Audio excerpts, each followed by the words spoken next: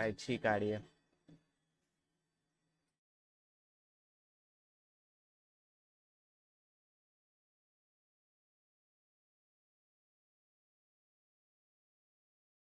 अबे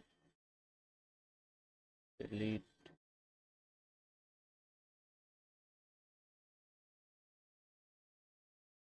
सारी वो कर दी मैंने। मेरे को डिलीट करना पड़ेगा अब।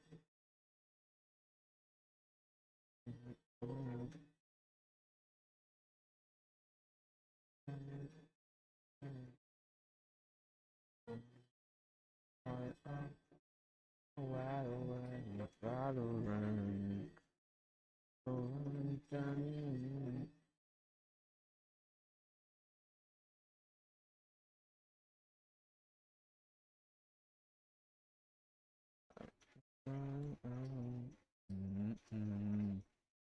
And the starting to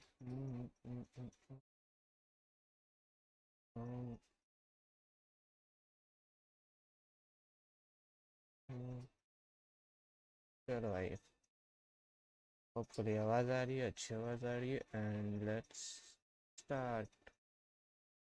Valorant के साथ स्टार्ट करते हैं। फिर 8 बजे करीब हम थोड़ा पढ़ना चालू करेंगे।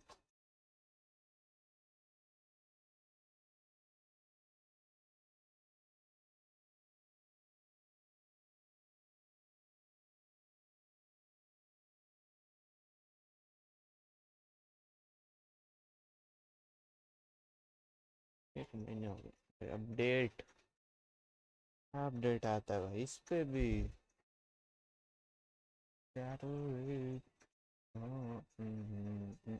लीग डाउनलोड कर ले क्या रास्ते। कैसे।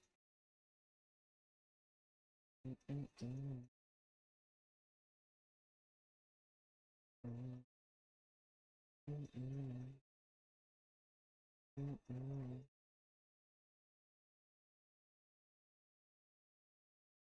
60 FPS, Windows 11, OS architecture, i5, M3, पता नहीं क्या क्या है, 560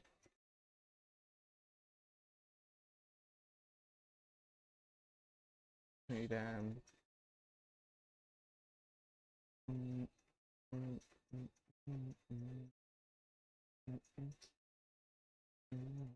वाल्व में तो ऐसा कुछ नहीं दिया था शायद से। Windows 11, x64, i5, 1050 MD।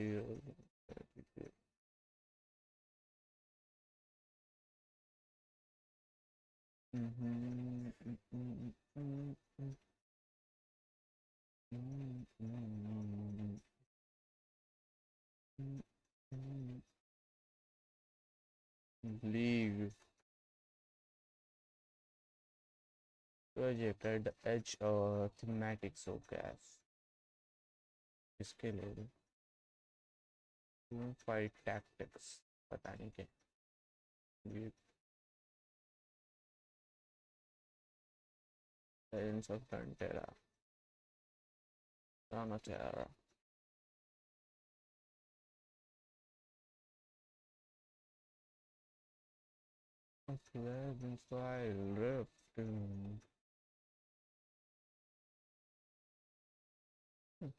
Overstanding sky.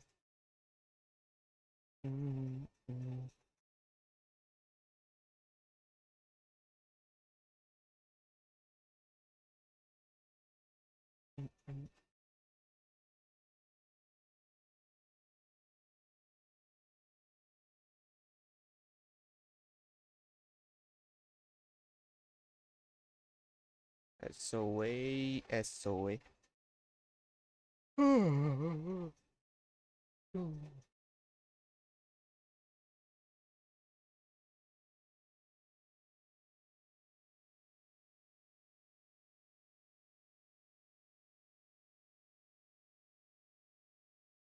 मेरे को लगता है किसी ने लीक कर दिया होगा अब तक।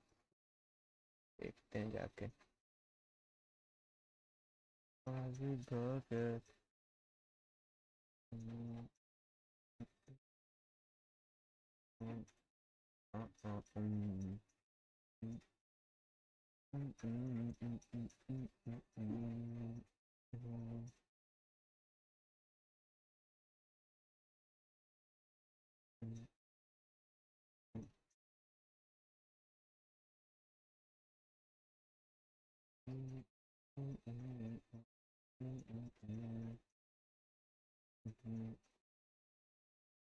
शॉर्ट्स है भाई।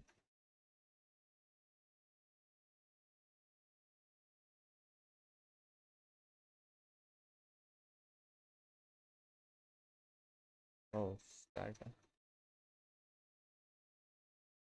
नहीं है भाई।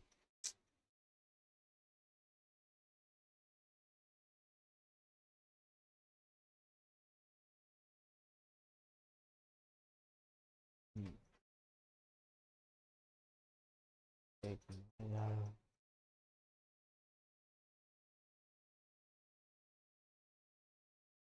स्टार्ट होगा तब ना।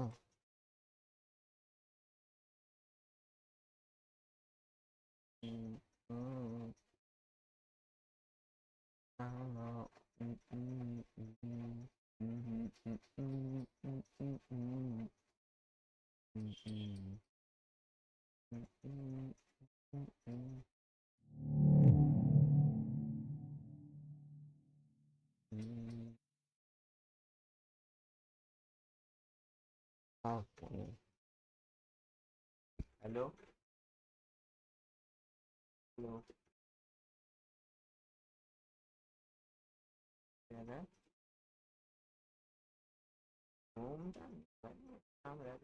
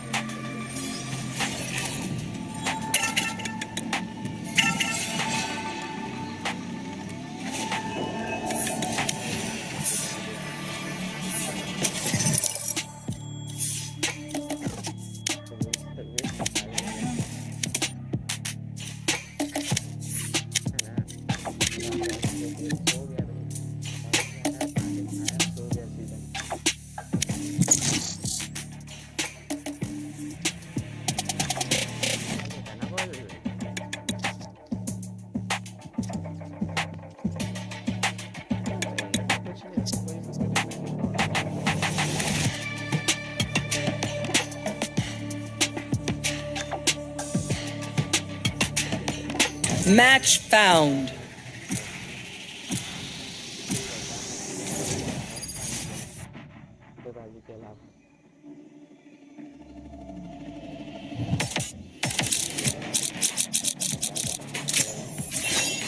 I don't try. I do.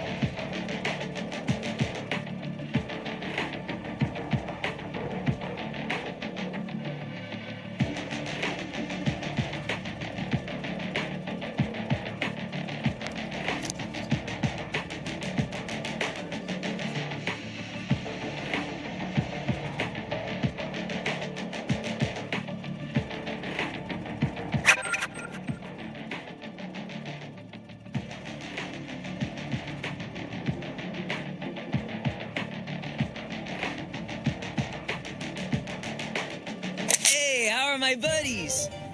No, not y'all. I'm talking to these little guys, but yeah. What's up?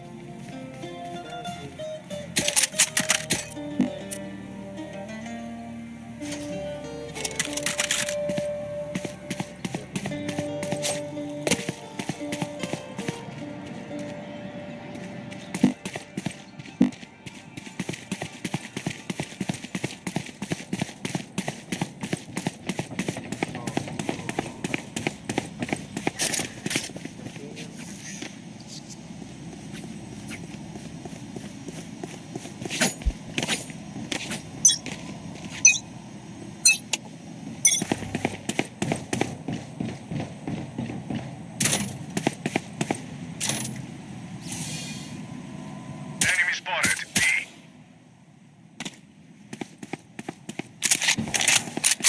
Many enemies A.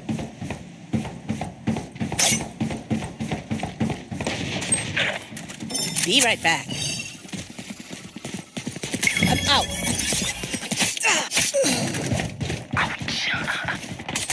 Reloading. Low. Last player standing. Alice!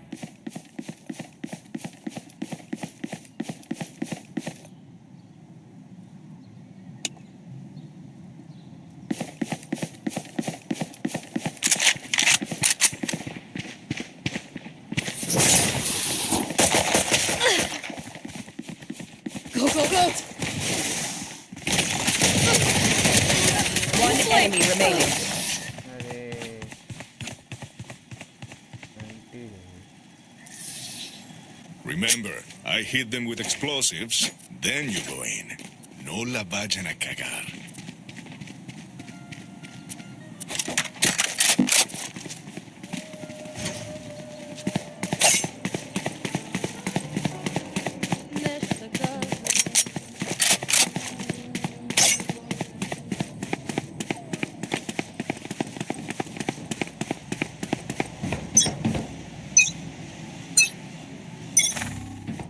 Gonna fall back here.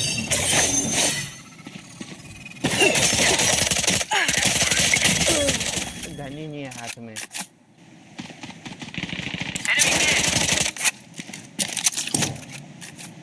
Grenade is live. Someone's there.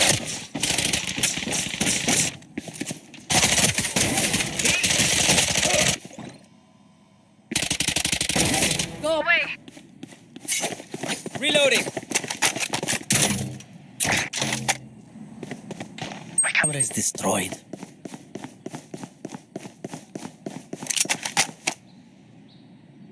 Enemy B. Dizzy has targets.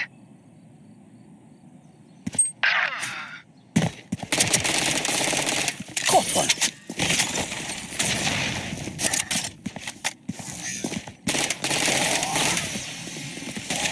Last player standing. My eyes are better than yours. Spike planted. Cage triggered. Cage triggered.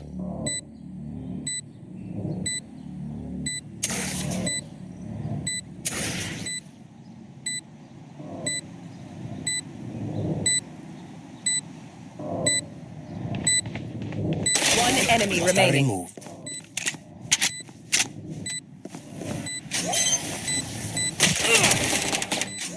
Don't interrupt.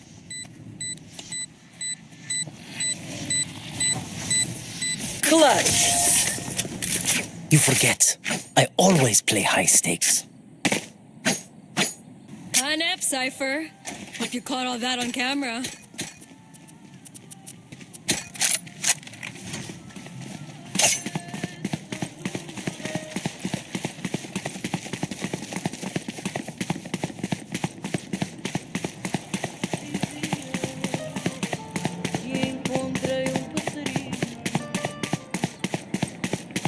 Take him down.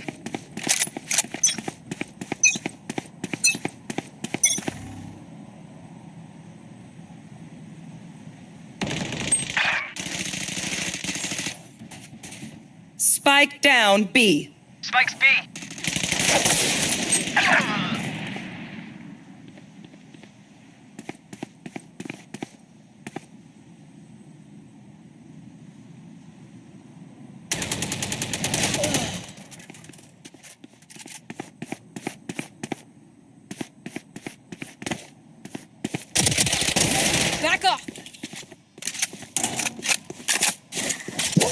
Careful now.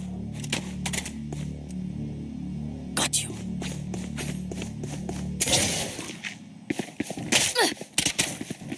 Here.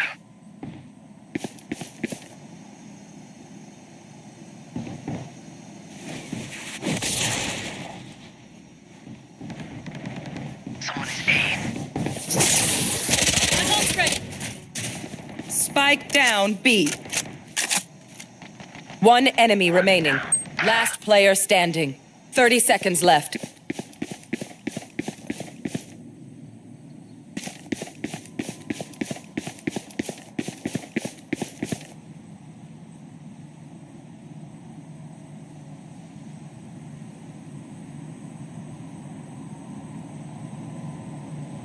Ten seconds left.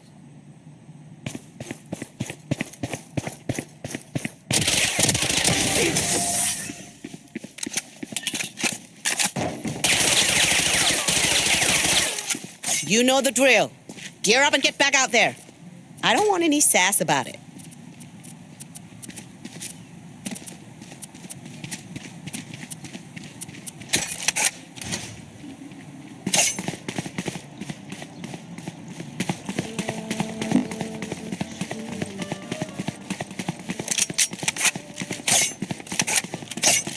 Make me proud.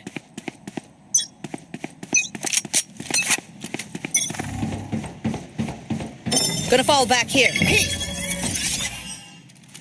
going out.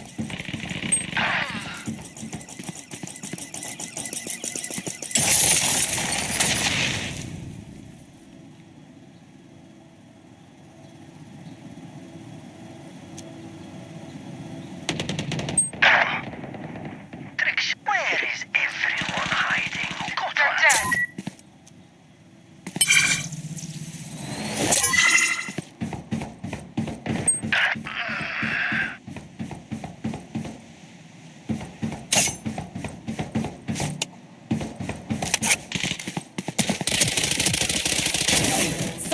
One enemy remaining. Spike down B. Spike B.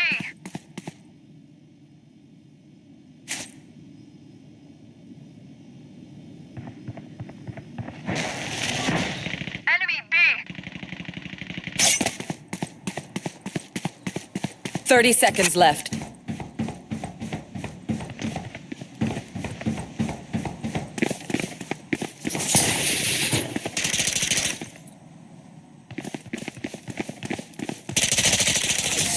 That was their best, diba?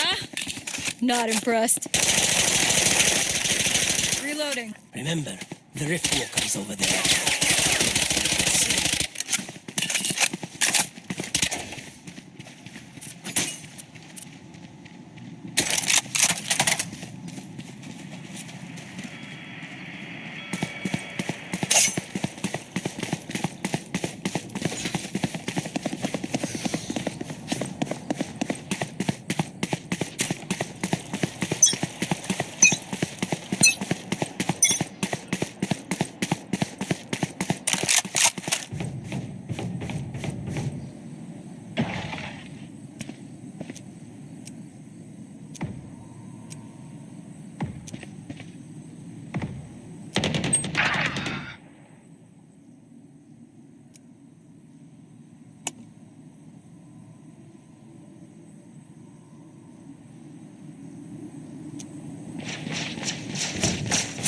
Point destroyed.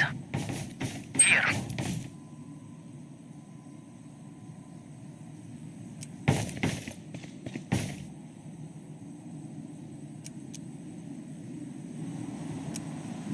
Camera taken out.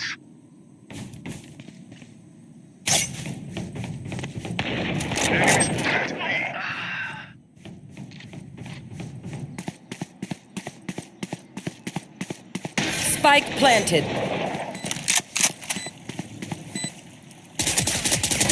There's that.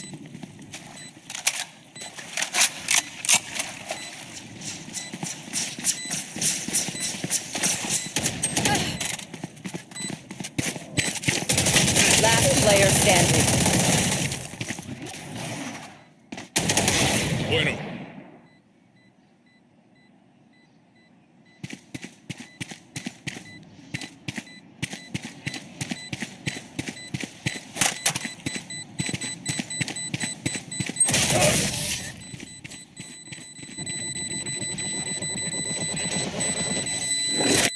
If they mess with one of us, they mess with all of us.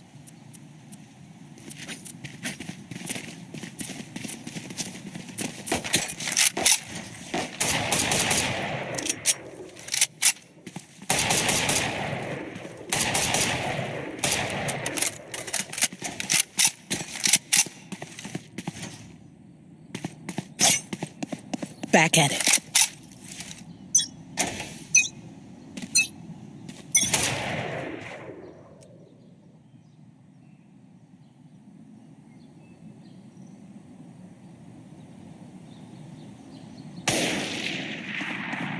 My ultimate is ready.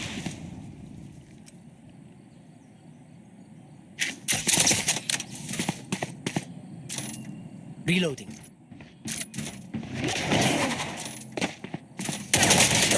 Tagged. Enemy spotted. Enemy mid. Enemy A. Spike down A. Gotcha. Joke's over! You're dead! The spike is here. Enemy A. Careful now.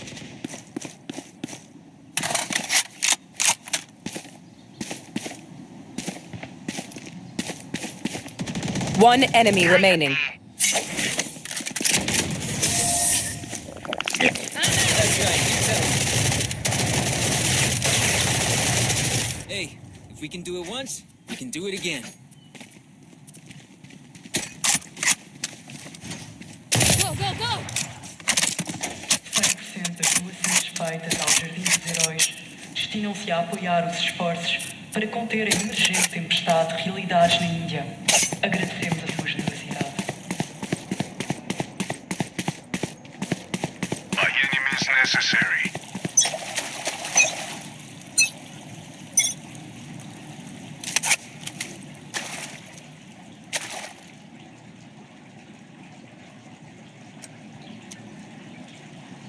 It's all you.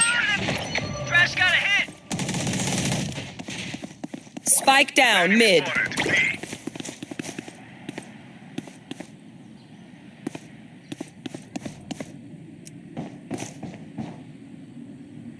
Rash is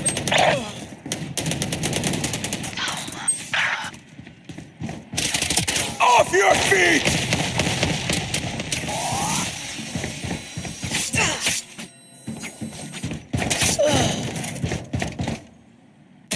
One enemy remaining. Executed.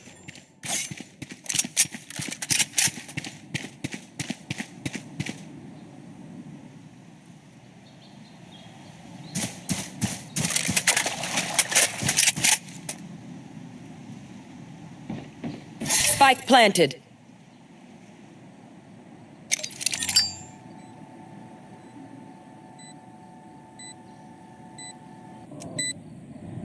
This is how it ends.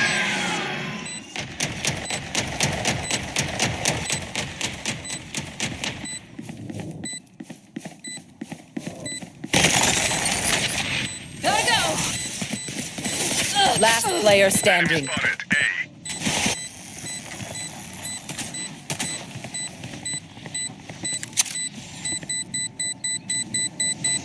All missiles away. Mierda. Clutch.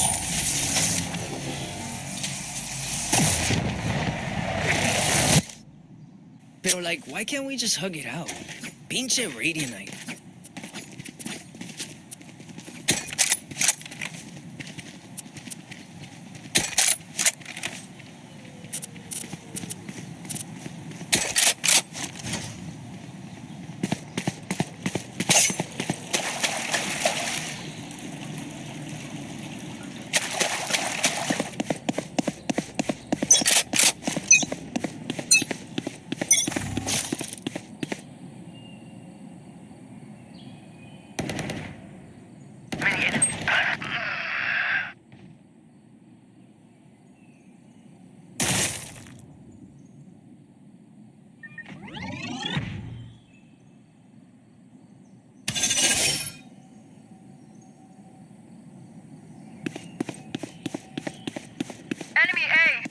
Spike planted. Enemy spotted. B. Line him up!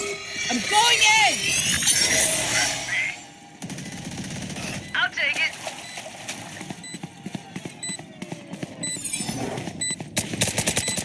Enemy A. Wingman's on defuse. One enemy remaining. Wingman for the win. One of my cameras is broken. Oh, wait. Okay. It's fine.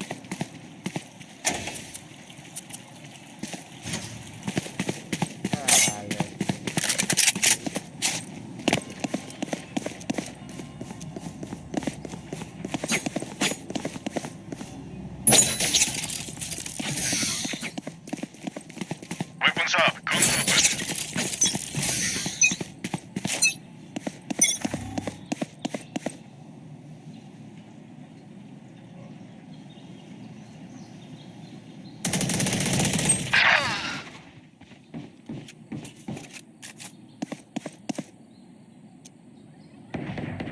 Enemy spotted.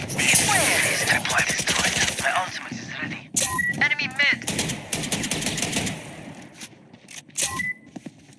Take this.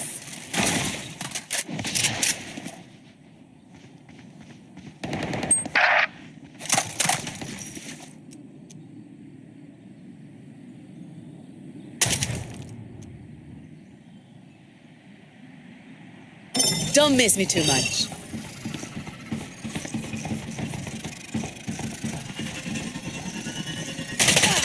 Eat.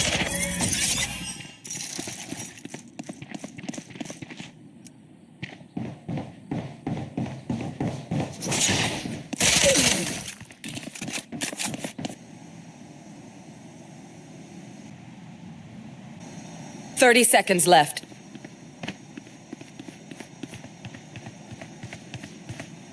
Apa ya?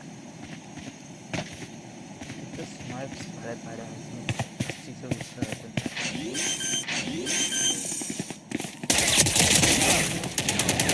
Spike down B. 10 seconds left. Last player standing.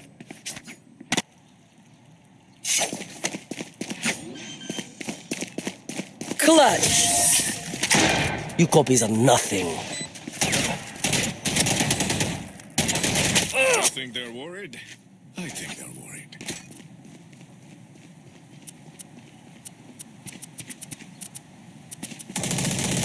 I'm out of here. Reloading.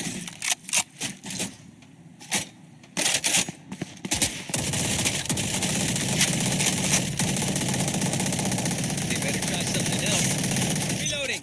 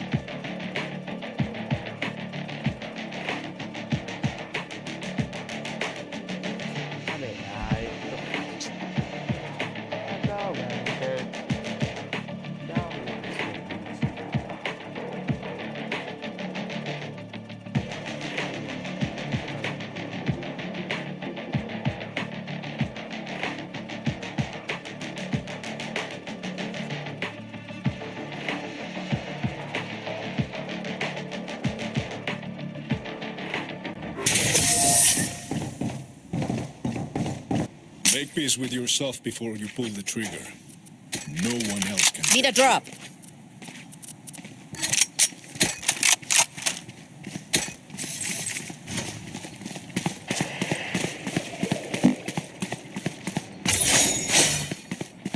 Double है पीछे करते हैं। Dream big, make it happen.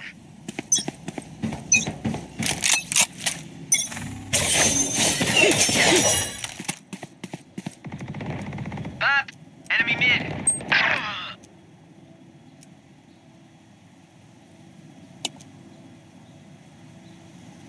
Ping देख रहा हूँ मेरी ping देख।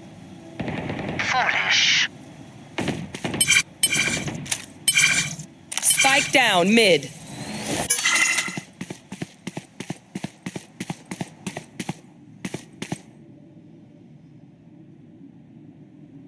Spike spotted. Mid.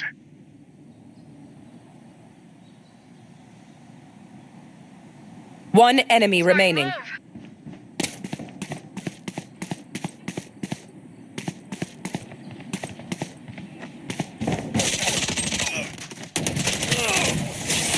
Okay, they're good. Take what's useful. भाई पिंग मेरी Last round before the switch. No point saving. Buy it all. O Jardim dos Heróis está aberto ao público todos os dias. Gotta go! Dias úteis, de Reloading.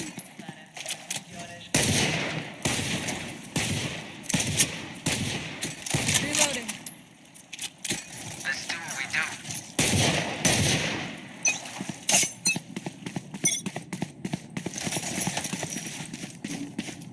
It's all you, little homie! Man, they stopped her. Enemy mid!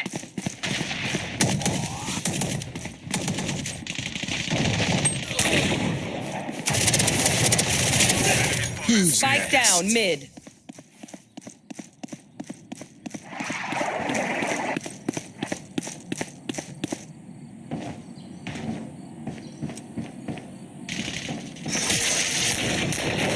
One enemy remaining.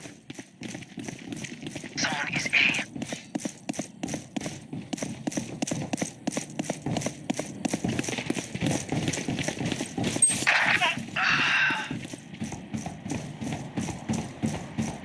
Drone going out.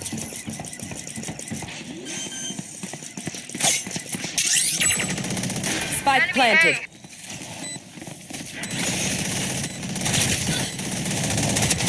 Reloading.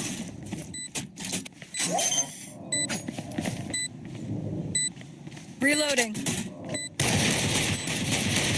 Wasn't worried for a second. Reloading. Switching sides.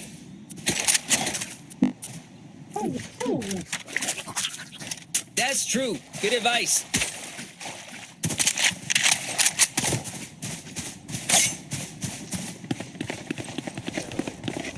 Reloading.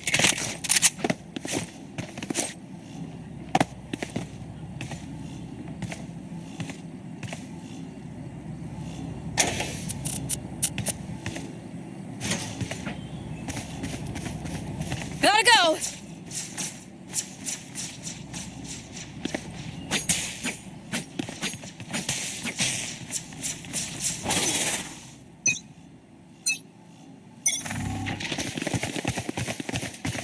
Doing a thing.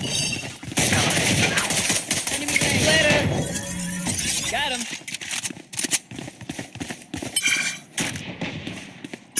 Someone is mid. Right there. Go, go, go. Enemy A. Reloading.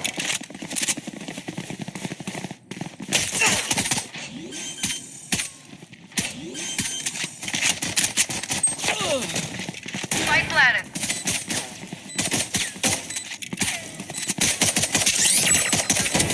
Sorry, little wind. Hi there.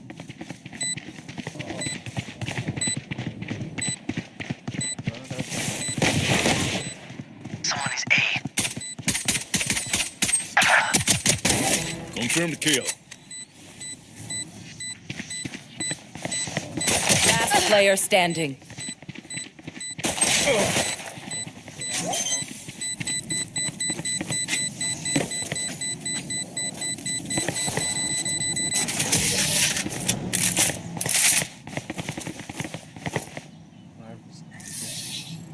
We know more than we did before. Let's use that.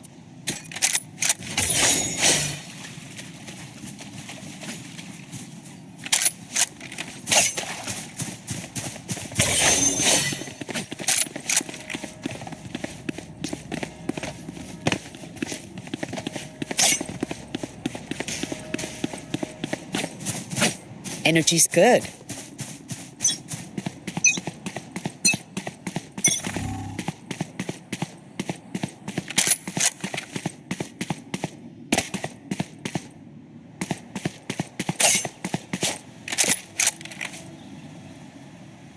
Plant the spike, Wings. My camera is destroyed. Spike sticking. Thanks, little man.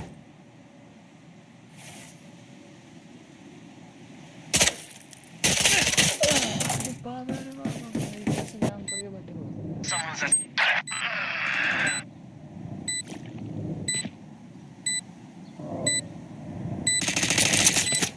Light munition.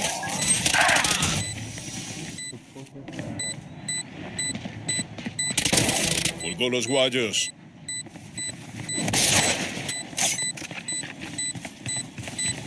Enemy A.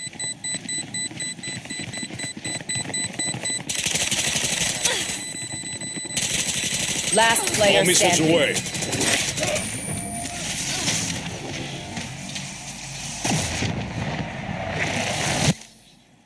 No one's gonna give you what you want. Work for it.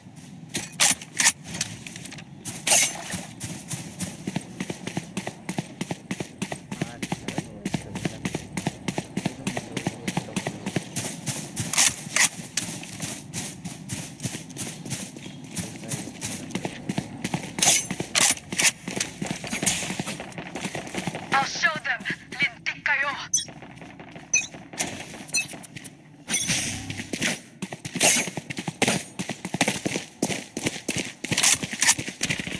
Enemy A.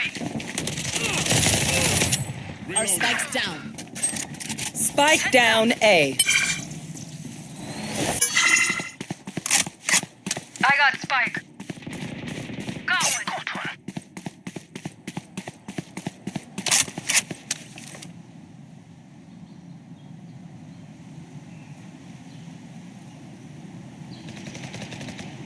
Enemy A. One enemy remaining. Spike down A.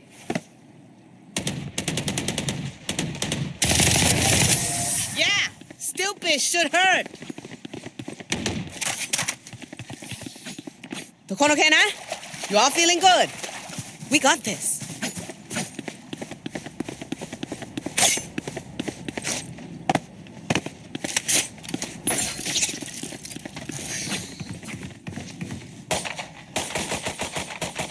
Reloading.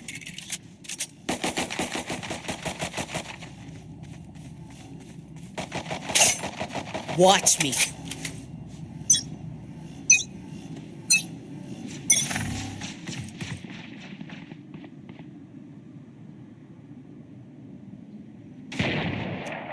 Enemy spotted. B.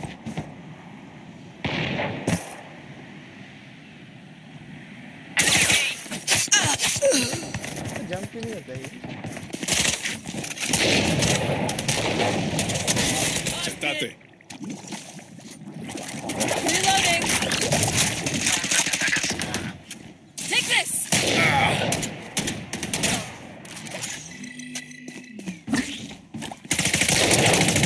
Round's ready.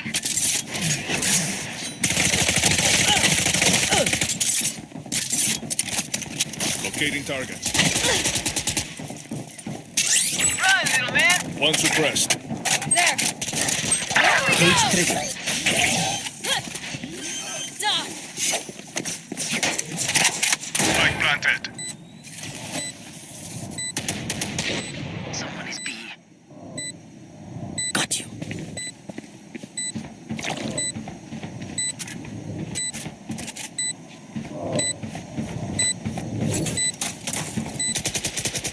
Enemy B.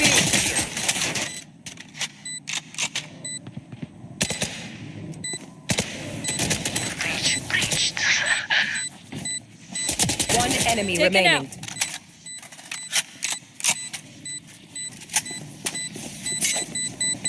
I'm out of here.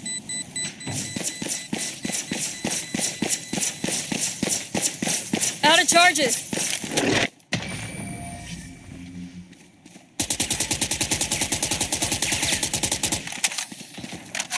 Match point.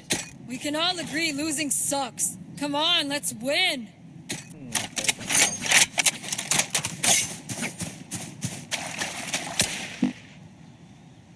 Reloading.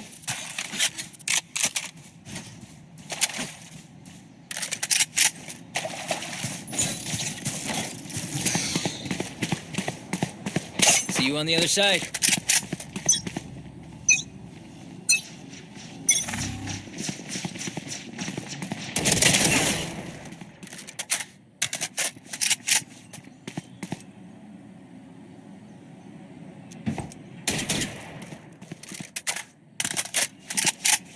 Thrash is ready. It's all you, little homie.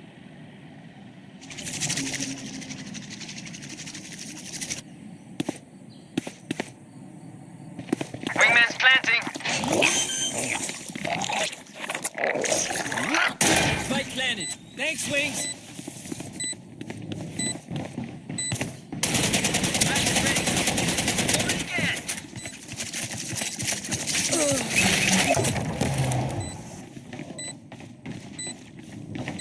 Found you. 3 I points. destroyed. Enemy mid. वो मेरे पीछे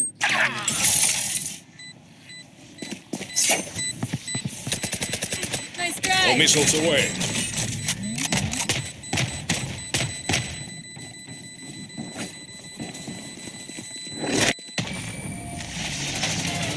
Attackers win. I knew your every move. It was sad watching you scamper.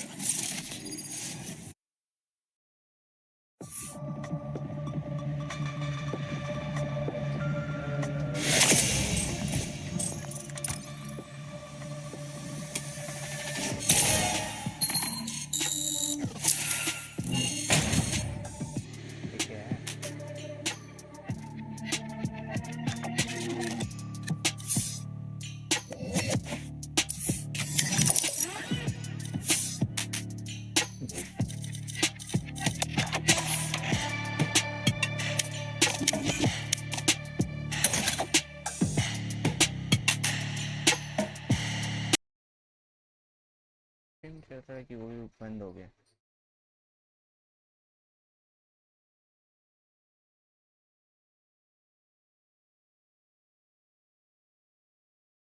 चल रहा है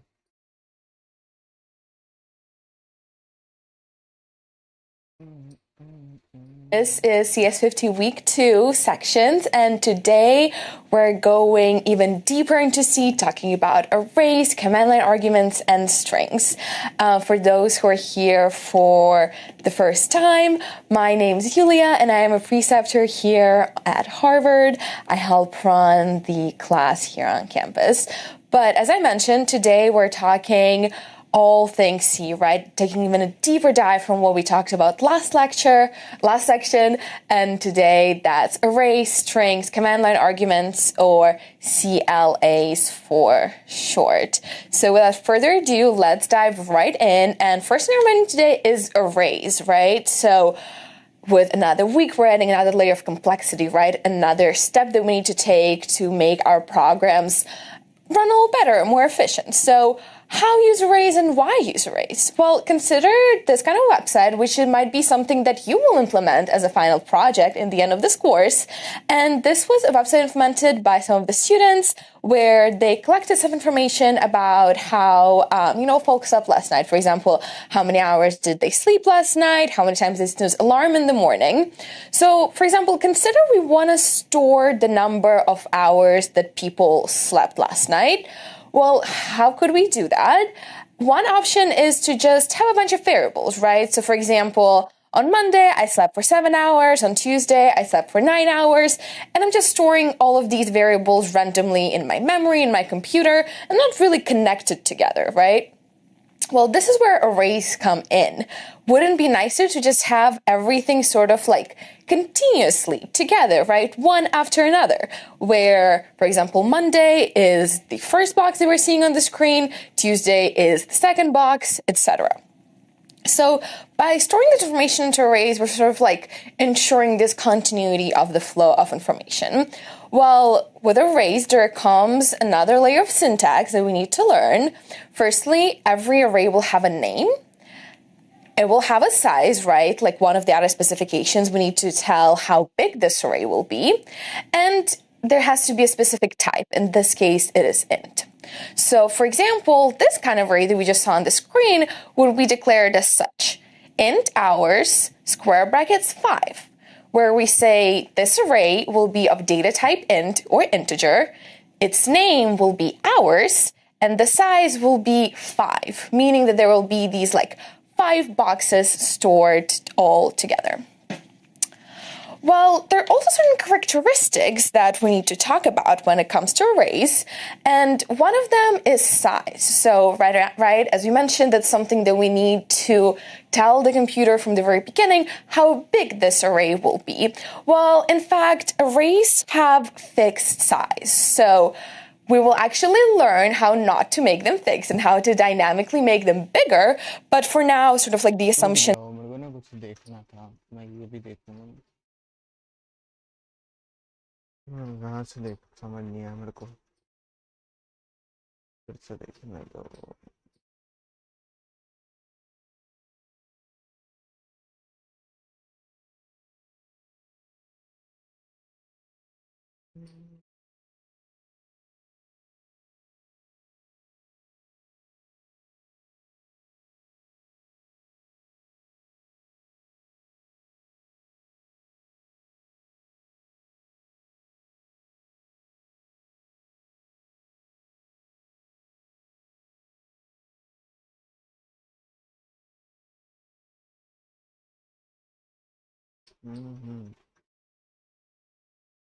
बस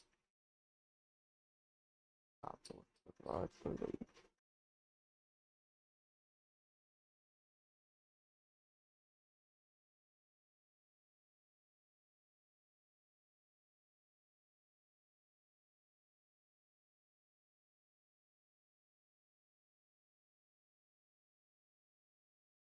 हाँ,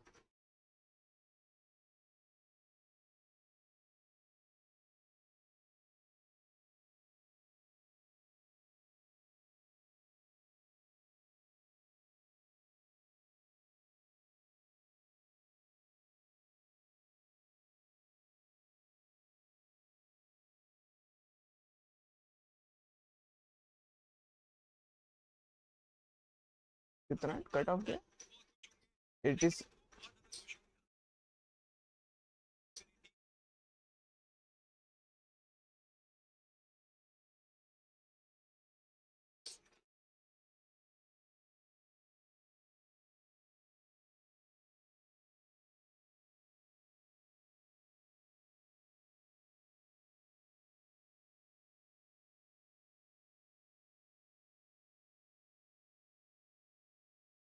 role भी नहीं है इसमें। ओपन एंकर रोल की क्या रैंक है? 25-51 पॉइंट्स। लिखिता से भी कम पॉइंट्स निकाले भाई सी भाई। Top 8 in land finals as playing semis 2 away। बढ़िया खेल रहे भाई।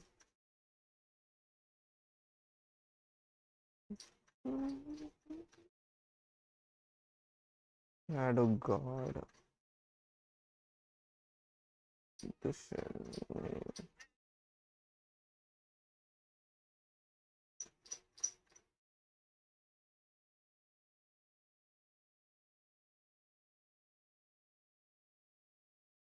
Oh God.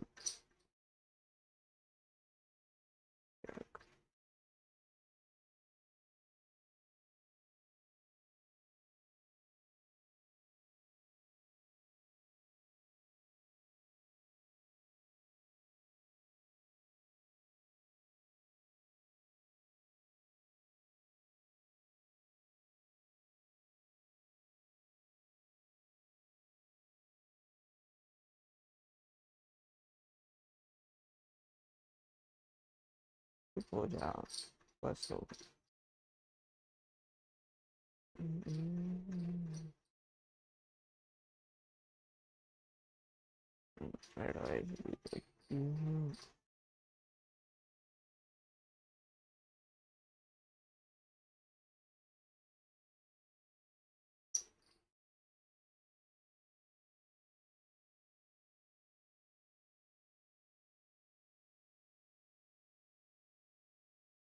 पाचीदार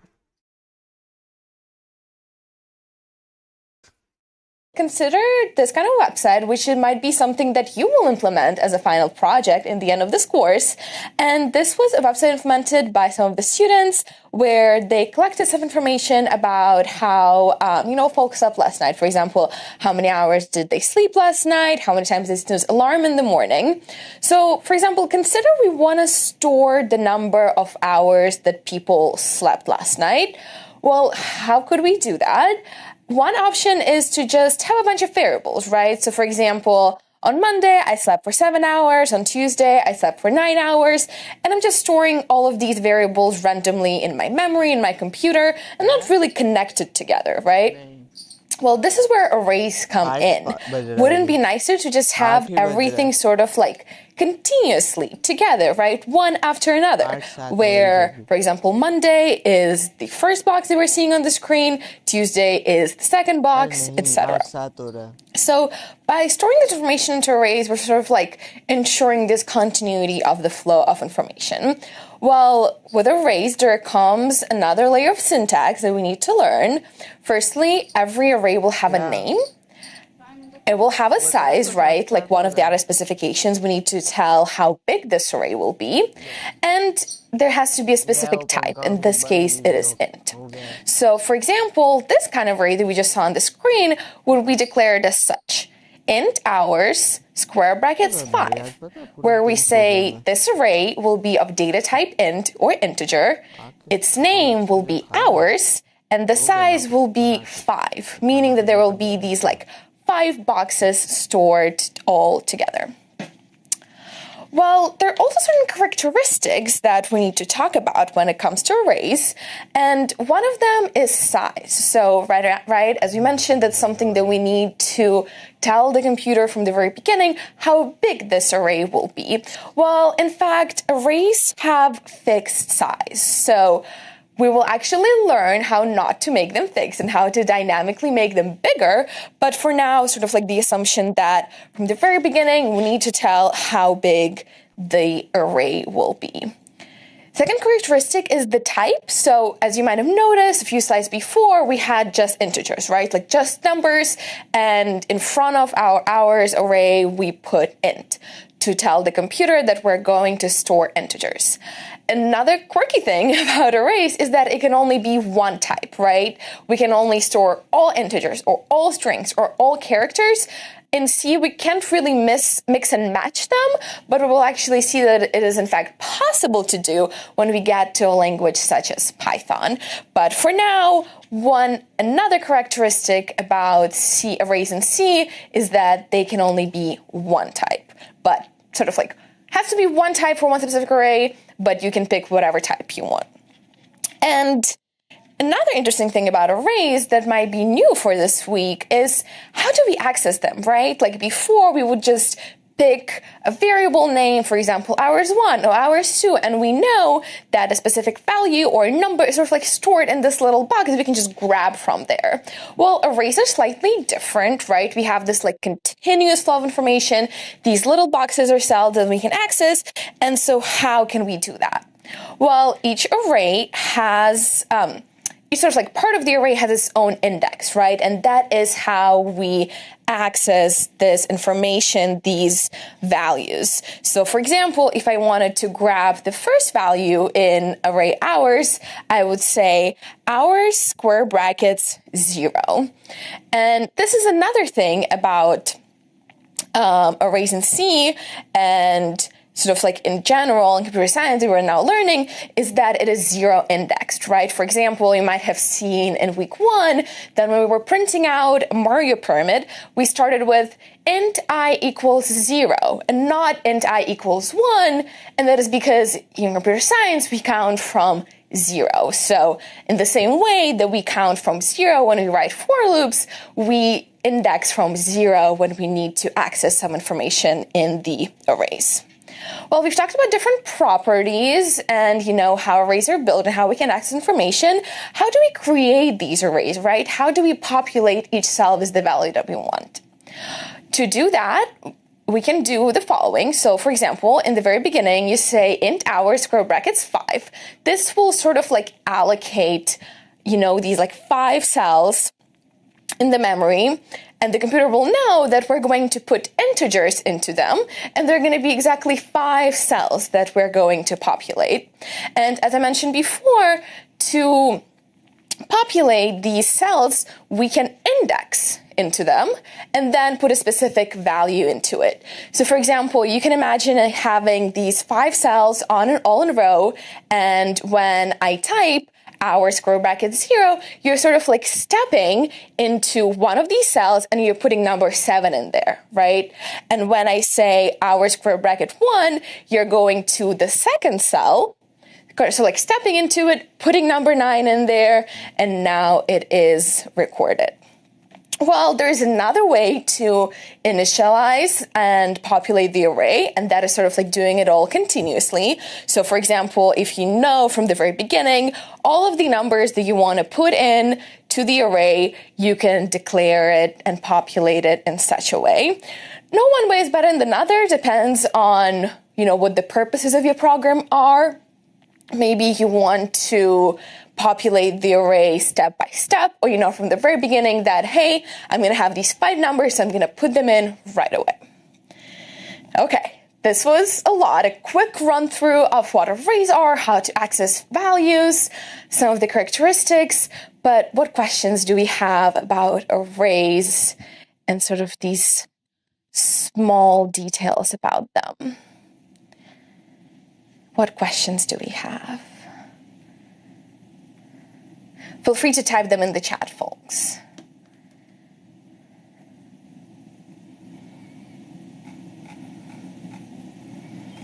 Gonna give it another minute in case people have any questions. Is an array a list? Different, right? We have lists in Python and also lists, for example, in R, if you're familiar with that kind of language. Yes. I would say the concept is similar, but it is like a different data structure, right? An array. If you want to populate the array with another variable value, how to do that? So in the same way that we assign values right here, you can change them, right? So for example, if I change my mind and I was like, oh, no, on Tuesday I actually slept 10 hours, I can again just use the square brackets, 1 index, and then change the value to 10. Someone asks, is there a limit to how many values we can store in an array? Sort of yes and no. You can make arrays, like as big as you want, but if you're going into like a billion, a trillion, right, or like even a little less than that, you might consider using some kind of other data structure or a more efficient way of recording things. Do we always need curly braces to store values? That's a great question. So this way is just one of the options of how to, populate the arrays. So if you're using this kind of syntax, yes, like this is how you would structure it. But there's also an option of populating the array 1 by 1, or also using for loops, as we're going to see in just a second. Any other questions about arrays?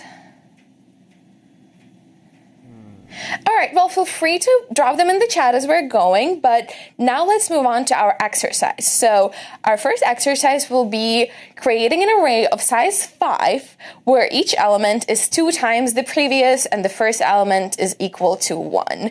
We will then print the array integer by integer. So let's move over to cs50.dev. feel free to follow along or open up cs50.dev on the side as well and work on this together. But let's get started. First, I'm going to create a program called arrays.c. Pops up right here. And I'm going to populate it with some standard things, right, that we always do. I'm going to include standard IO. Okay, I'm going to create a main function.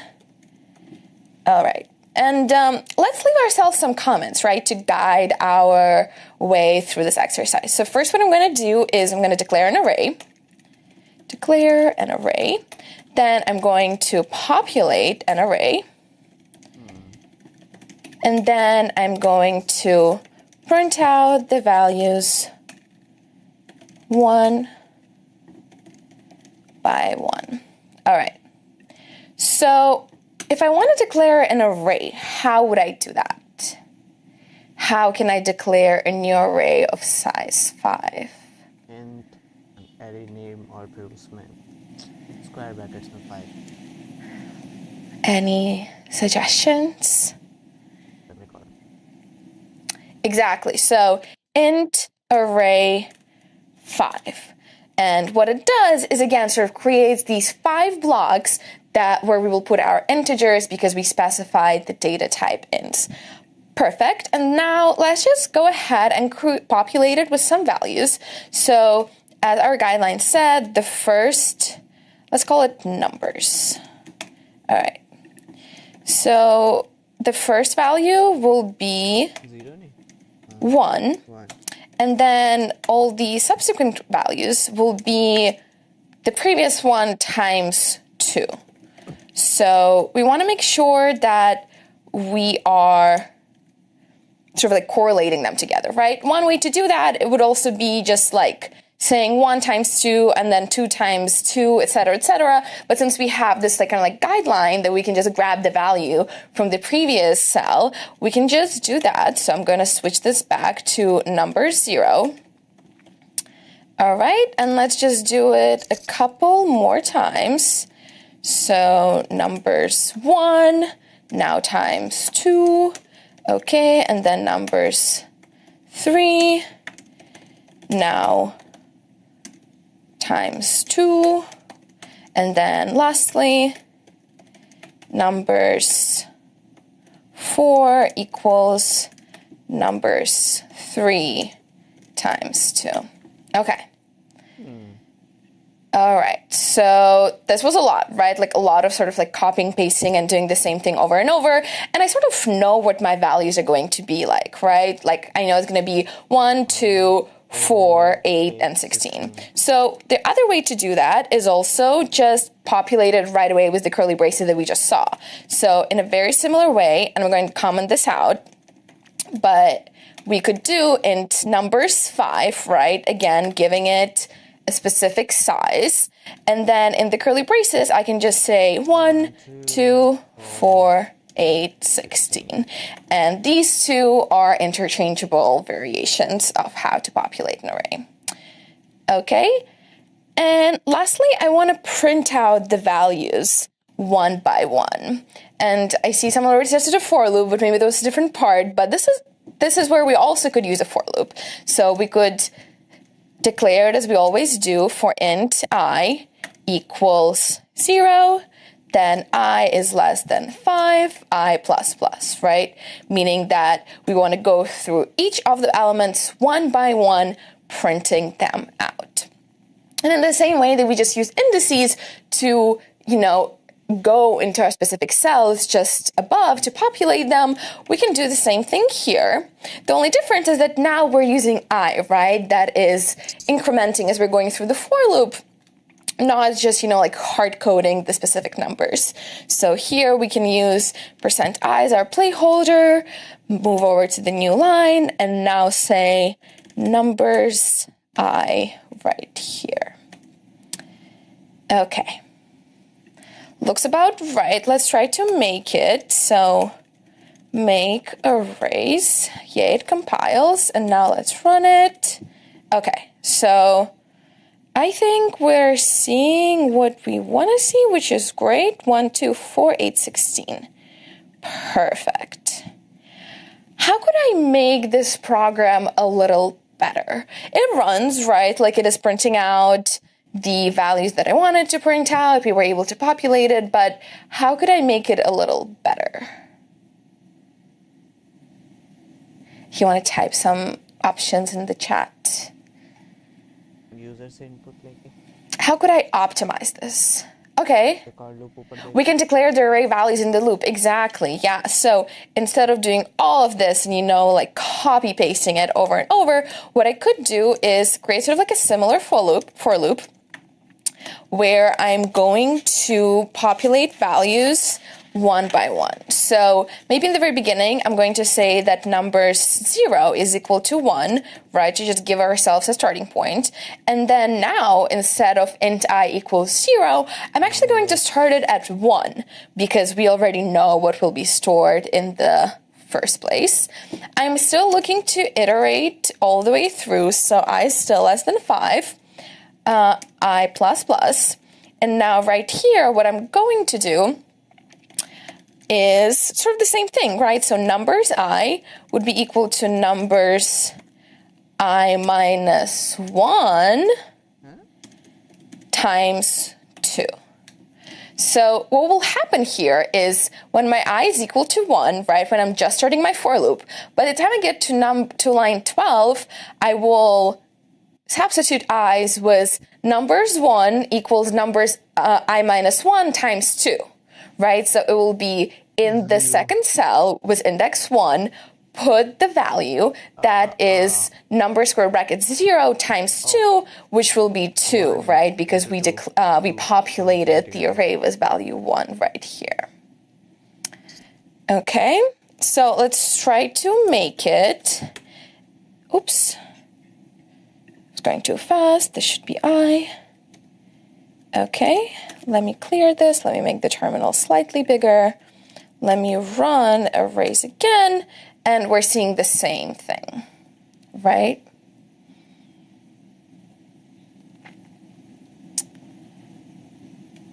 Okay. So someone suggested that we print out and populate within the same for loop, maybe here. Why this suggestion would not work in here? And let's maybe demonstrate what it would be.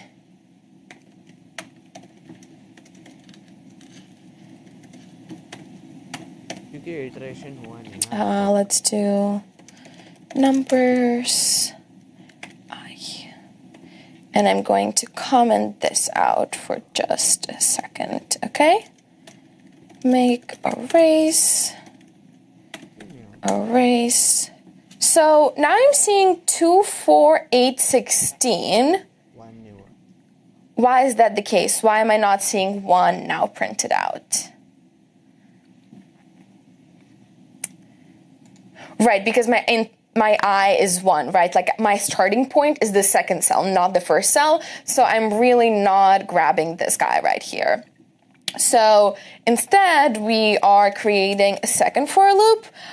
The other way to do it would be to, come up with some other solution where you don't have to initialize it to 1 before the for loop, and maybe you can combine these two all together. I would argue there is one more area of improvement, and it is avoiding this magic number 5, right? For example, if Carter looks at my code tomorrow and they see 5, they're like, where did that come from? Like, right? What does 5 mean? So, as Professor Malin said in lecture yesterday, a better way to do it, or a better design, would be declaring it as size from the very beginning.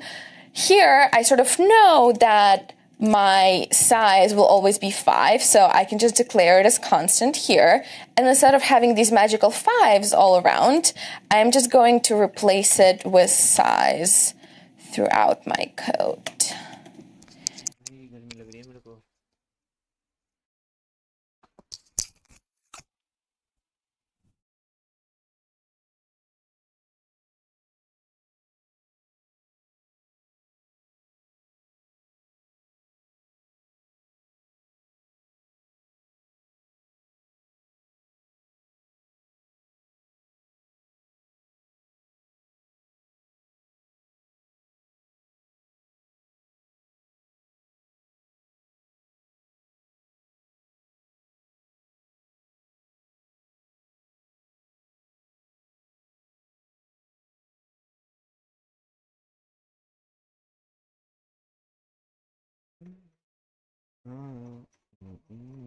Okay. I'm going to make a race again. I'm going to run it. And it is still runs as we intended. Okay, so this would be a slightly better design, right? Like that what we had in the very beginning. We're using a for loop to populate an array instead of it going step by step, line by line, copy pasting it essentially. We got rid of this magical number 5 and now substituted with size. And now it'd be so easy if I wanted to, for example, change it to 10 or change it to 8, right? I don't have to go into multiple places to do that. Any questions about this exercise or arrays? Yeah, and I'm seeing some suggestions in the chat. So we could do numbers square brackets 1 as in the very beginning, in the for loop, and sort of like get rid of that. All right, any other questions? All right, seeing none so far, so maybe let's keep moving forward. And now we're going to talk about strings, right? So it is again, once again, another layer of data structures, of types that we're working with. And we sort of saw it last week when we used getString to get the user's name and then print it out. But I would argue that there are more things going on underneath the hood, right? Like there are more steps than just grabbing the word from the terminal. So consider it a string hello, right? And we would declare it as we do with all of our variables, giving it a data type, a variable name, and the value that it needs to store. So what it actually is, it's not just a string, right? And we'll actually learn that string doesn't really exist as a data type outside of CS50. But for now, let's just think about it as a string. Well, what's actually going on is gets separated again into these little cells, with each character being an individual cell, right? So what does it look like? It looks like an array, right? So actually arrays, I'm going to skip forward here for just a second. Strings are just arrays of characters or chars. And some people might say cars, but in this section we're saying chars.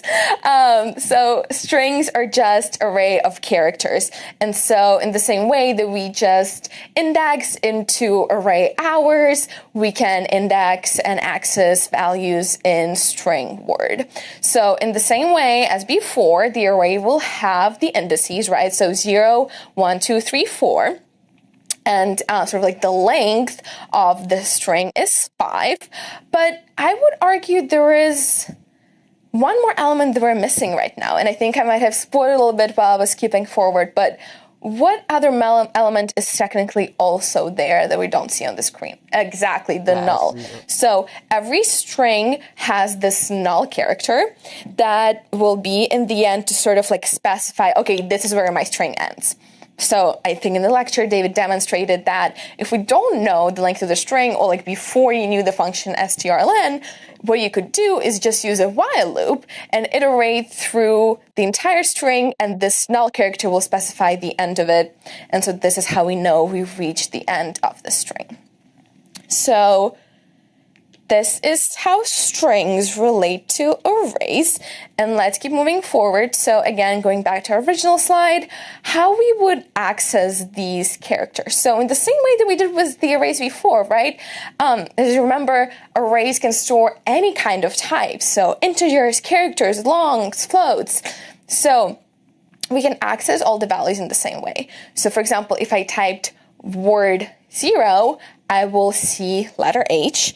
And if I typed word 1, I will see letter E. And this is because when you create a string, it is sort of like stored continuously, right? So they're not just like scattered around where H is there and then E is there and then L is somewhere in between. They're all in one place, one after another. So that is why I can index into them one by one. Well, we also learned that all of the characters are numbers, right? So we now see the ASCII chart that we've seen so many times before in lecture, and even last week and this week too. So this is how the letters and numbers correspond. But what does that have to do with strings? Well, actually, again, what computer sees is not hello, but actually the numbers, right? So H will be 72, and then E will be 101, and there's this like correspondence between the letters and the numbers using the ASCII chart. And again, the very last element will be 0, because the null character in the ASCII chart world is just 0. So as I mentioned before, strings are just arrays of characters where we can work with them in the exact same way. In a few weeks' time, we will also see that strings actually don't exist, right? It's not a data type outside of CS50. It is actually something a little different, but we will close our eyes for that this week, and we'll just assume the string is a thing. And next we're gonna go and do an exercise to get a little practice with strings. But before we move on, what questions do we have about strings? How to access them, maybe their relationship to arrays, or if people have any leftover questions about arrays that we just talked about.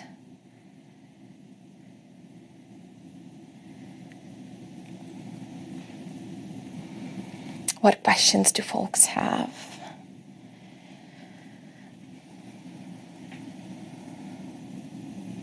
How can the computer know if it's a char or an int? Yeah, that's a great question. So I guess it sort of like depends like how you also output it to the user. So we'll actually see it in just a moment. But if we want to print out characters, we would use a %C placeholder. But if you want to print out the number that this letter corresponds to, we would print out %I.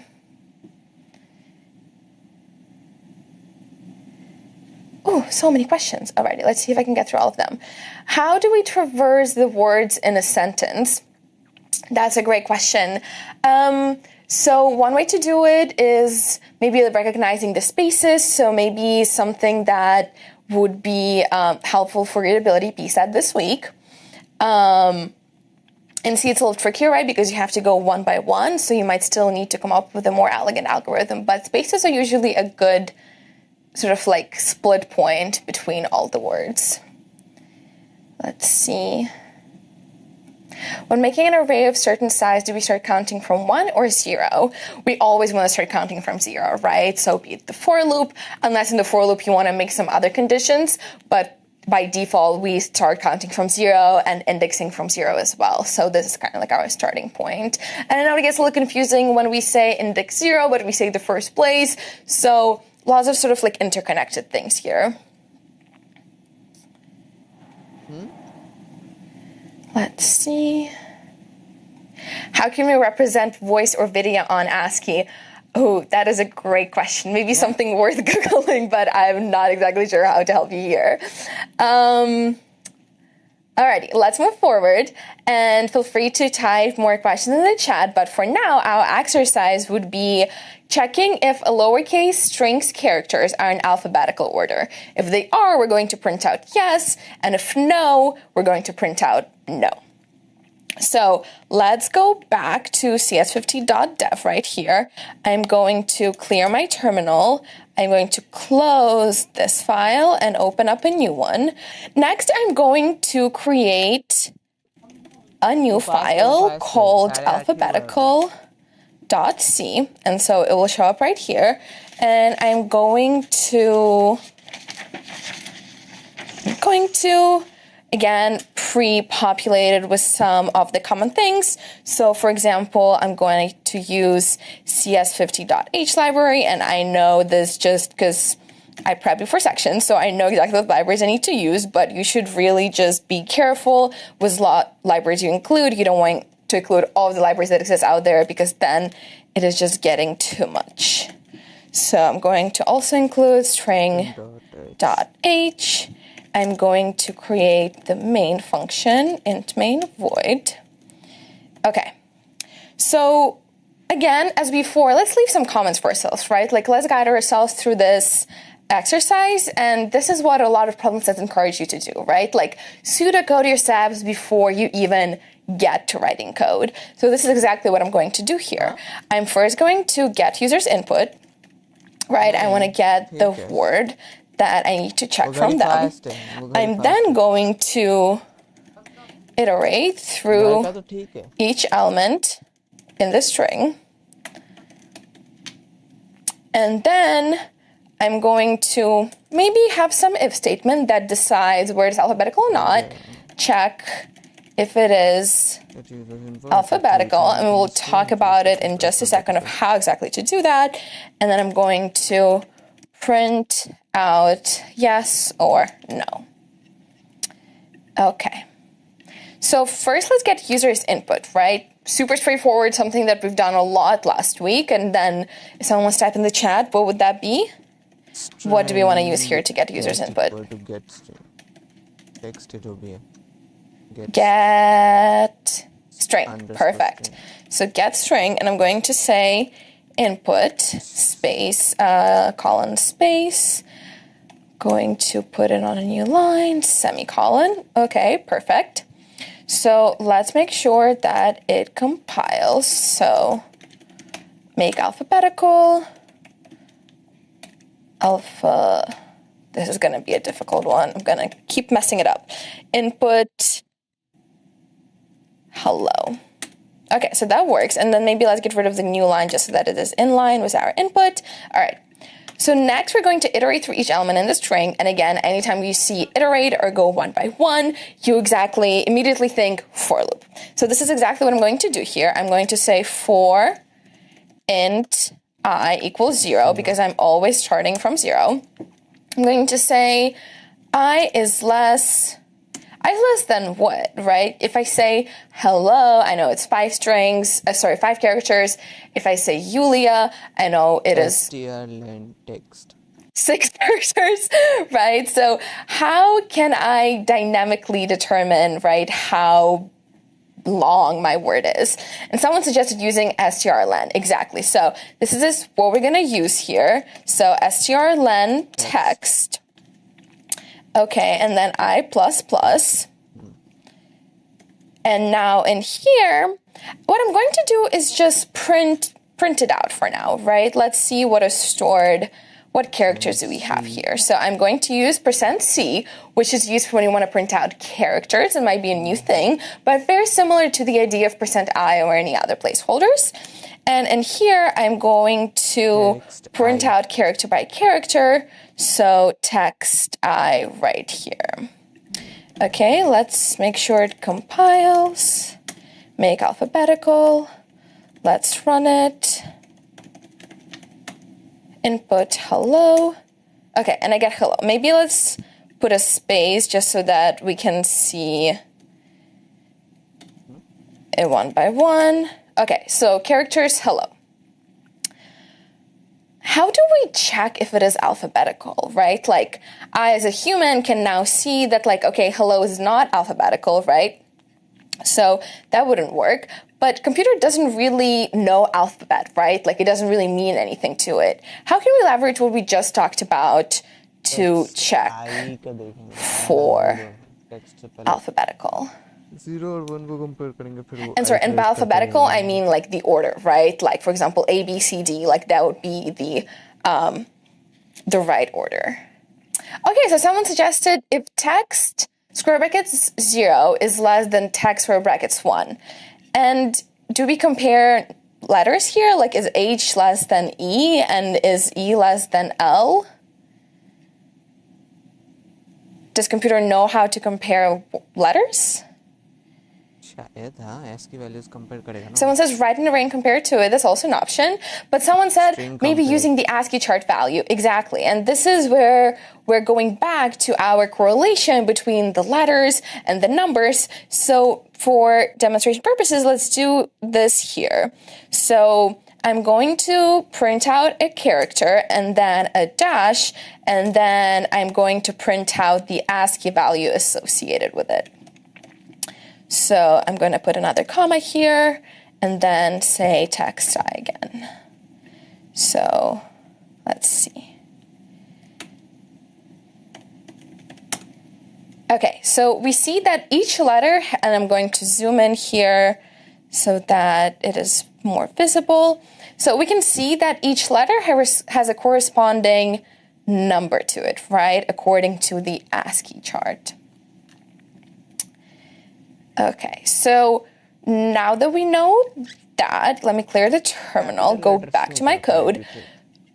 what kind of condition would we want to set in here to actually check? So someone suggested text 0 is less than text 1, right? Like, that would work if we had like 2 letters. But what is the dynamic aspect of this for loop, right? Like, what does constantly change that we can use to compare the letters?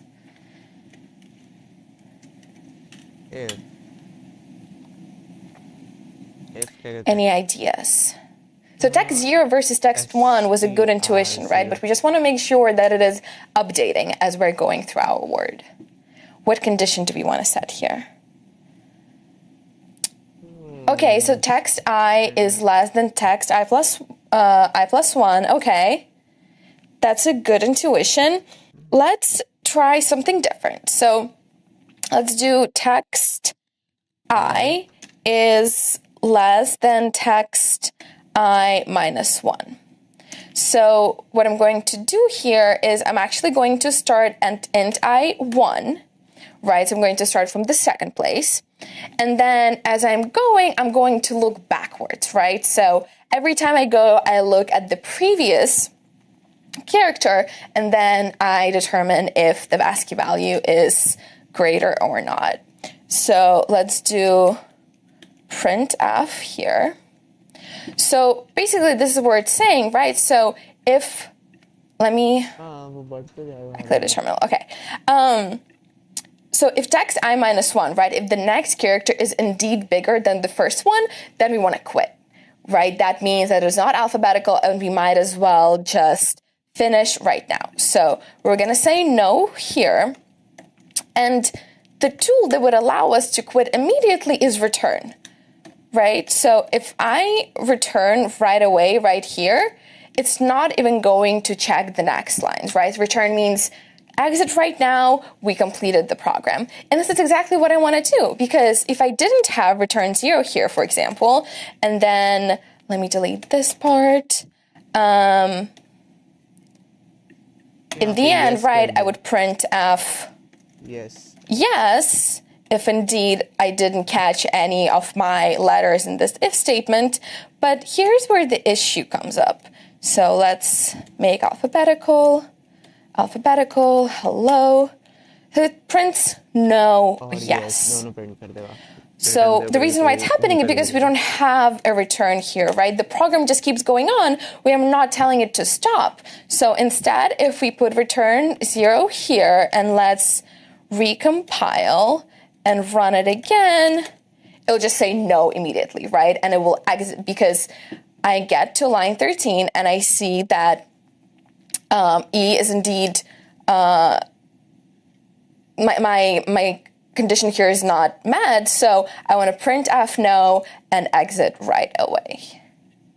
Right, and if I didn't do that, I run into an issue where it says no and then yes, and that's just not what we want. Someone said, why 0 and return 0? So I think David mentioned a little bit in the lecture, but they're different exit codes, right? And they're mostly for the computer. We don't really see 0 printed out on the screen, but the convention is that 0 is used for success, and then all the other numbers are used to signify special sort of like error codes.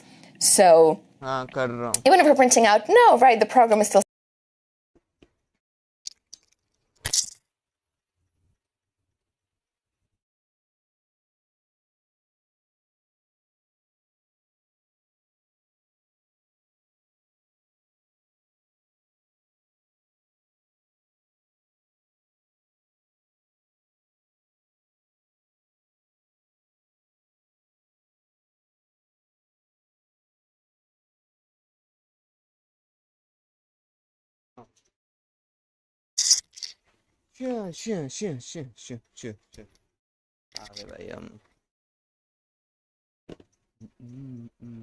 successful. It ran and identified that it is in fact not in the alphabetical order, so we still return 0. But any questions about this part, right? This is just a really good example of how letters and numbers connect together through ASCII, and this would be a really powerful tool as you're getting through this week's problem set, but also just like thinking about different data types. Any questions about this part?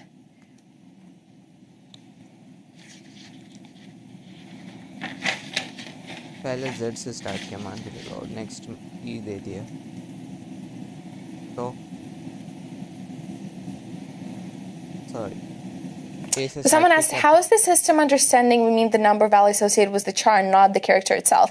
That's a really good question. So as we saw before, right, when we used %C or %I, it would print out different things. %C would print out the letter itself, and then %I would print out the number. This is how we can specify when we are outputting it to the user, but internally in the system, it knows that I'm not trying to compare H and E as letters, right? Like it sort of like goes like level deeper and compares it as numbers because they're sort of like interchangeably exist in computers. Someone asked, does string have dynamic allocation of memory? Is there a limit to dynamic allocation? Again, yes and no. Like there are definitely limits of how far you can push, but as you're just like working, for example, with strings or any arrays, like you're certainly okay. And we will talk more about dynamic allocation in just a few weeks' time.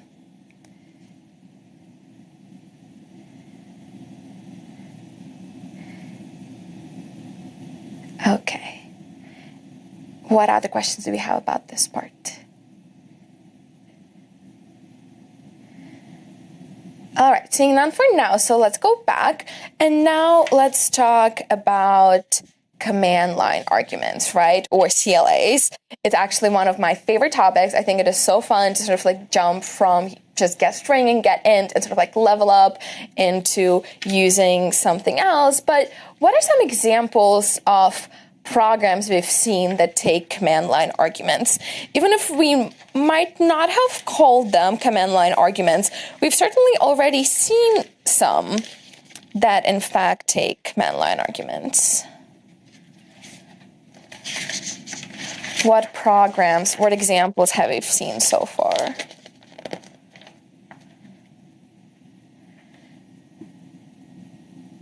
Okay, so I said PIP, yeah, but I guess talking more generally about CS50 in the recent week. Yeah, exactly. So make, that's a really good segue into my next slide. So for example, make Mario, right? Mario is one of the command line arguments. We need to specify what program we need to make. So also what we'll see this week is, for example, Caesar, when you're writing your own sort of like cryptography algorithm, you will want to pass in some command line argument. But I think some folks already typing in the chat, but how do we actually, like build it into our main, right? Before we only had void, so sort of like nothing passed into main, and we just use get string and get ints to get users input. But the way that we sort of like upgrade it, right, is by specifying these arguments that main will take, specifically int RGC and then string RGV, right? By specifying this at the very beginning, we can ensure that the computer is indeed expecting some command line arguments.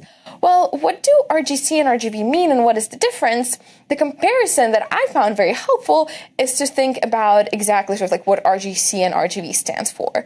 So for example, RGC is argument count, and then you can make the connection that int and count is a number, right? So even intuitively, if you might not even know all the details of RGC or RGV, you can maybe guess that RGC stands for the number of command line arguments, right? Like the number of them that we pass in.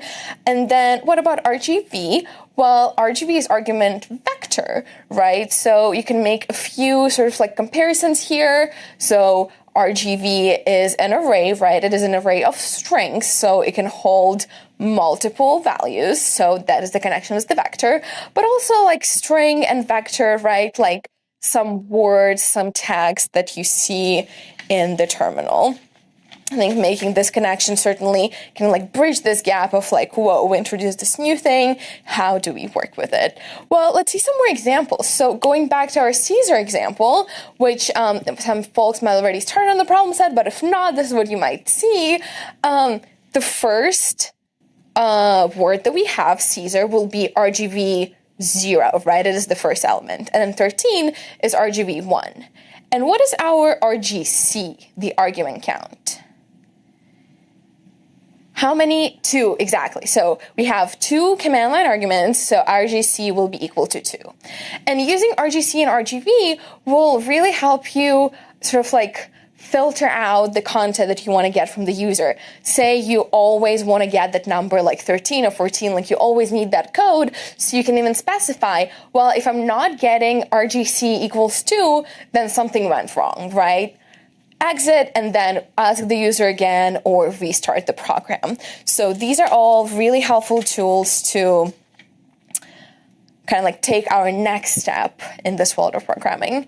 And let's go back to our alphabetical program that we wrote just now, and let's think how we can incorporate CLAs here, right? So for example, instead of getting users input through get string, I might want to do something like that, where I specify that my word will be hello, and it will indeed be stored in the second cell of my RGV array. And then alphabetical will be RGV 0, my RGC equals 2. And in this way, I can sort of like bypass get string altogether and then just get the input from the very beginning from the terminal. So it is called RGV and RGC by convention, so this is what we're going to use. I'm just going through other questions in the chat. Okay, so now that we've seen that we could indeed use CLAs with our alphabetical program, let's go back to CS50.dev and actually try to code it. So let me clear the terminal. And let's start making some changes, right?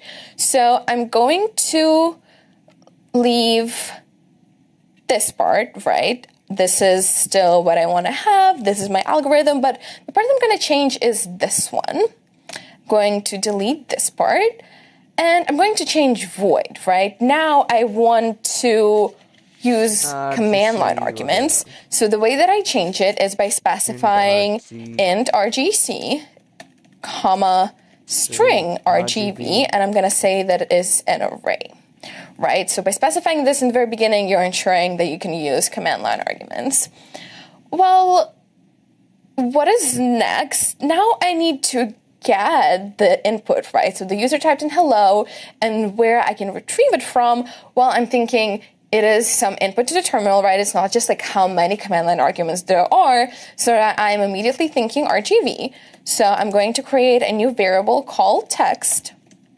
And in here, I'm going to say RGV, but RGV is an array. So we need to specify exactly what value we are.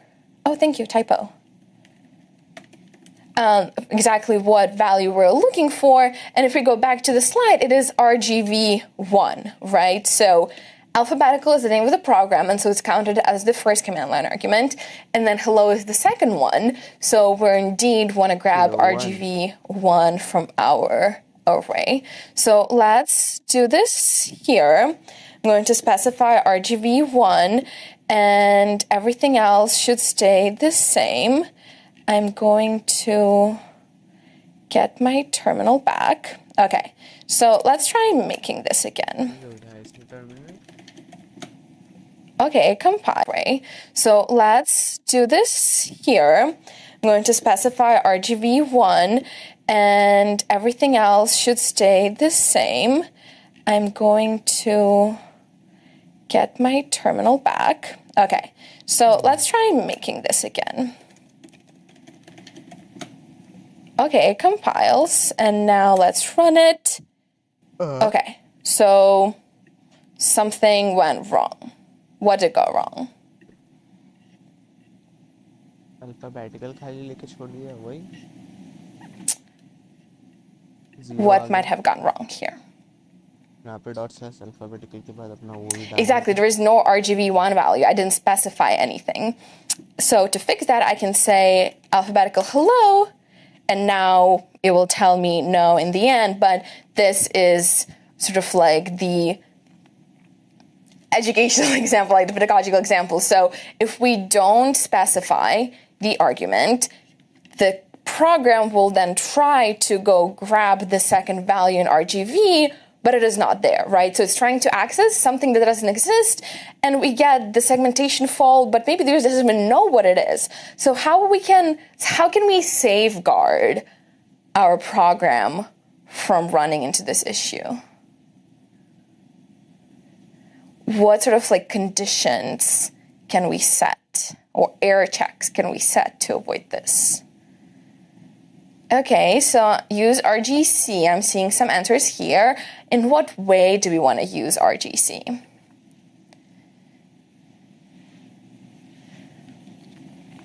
Exactly, so if RGC equals to 2, and maybe even reverse it, right? So if RGC does not equal to 2, then I'm just going to say,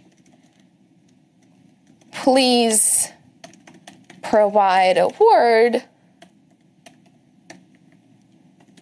and return 1, right? So by specifying this if statement and having this sort of like printed out sentence in the terminal, I'm telling my users like, hey, you did not give me the word, right? Like I didn't get my second argument that I need to run my program, so we're going to exit, and I'm going to signal to the user that they need to provide this second word, okay? So let's try to run this again. So I'm going to make alphabetical, and I'm going to say alphabetical without the argument, and voila, it says, please provide a word.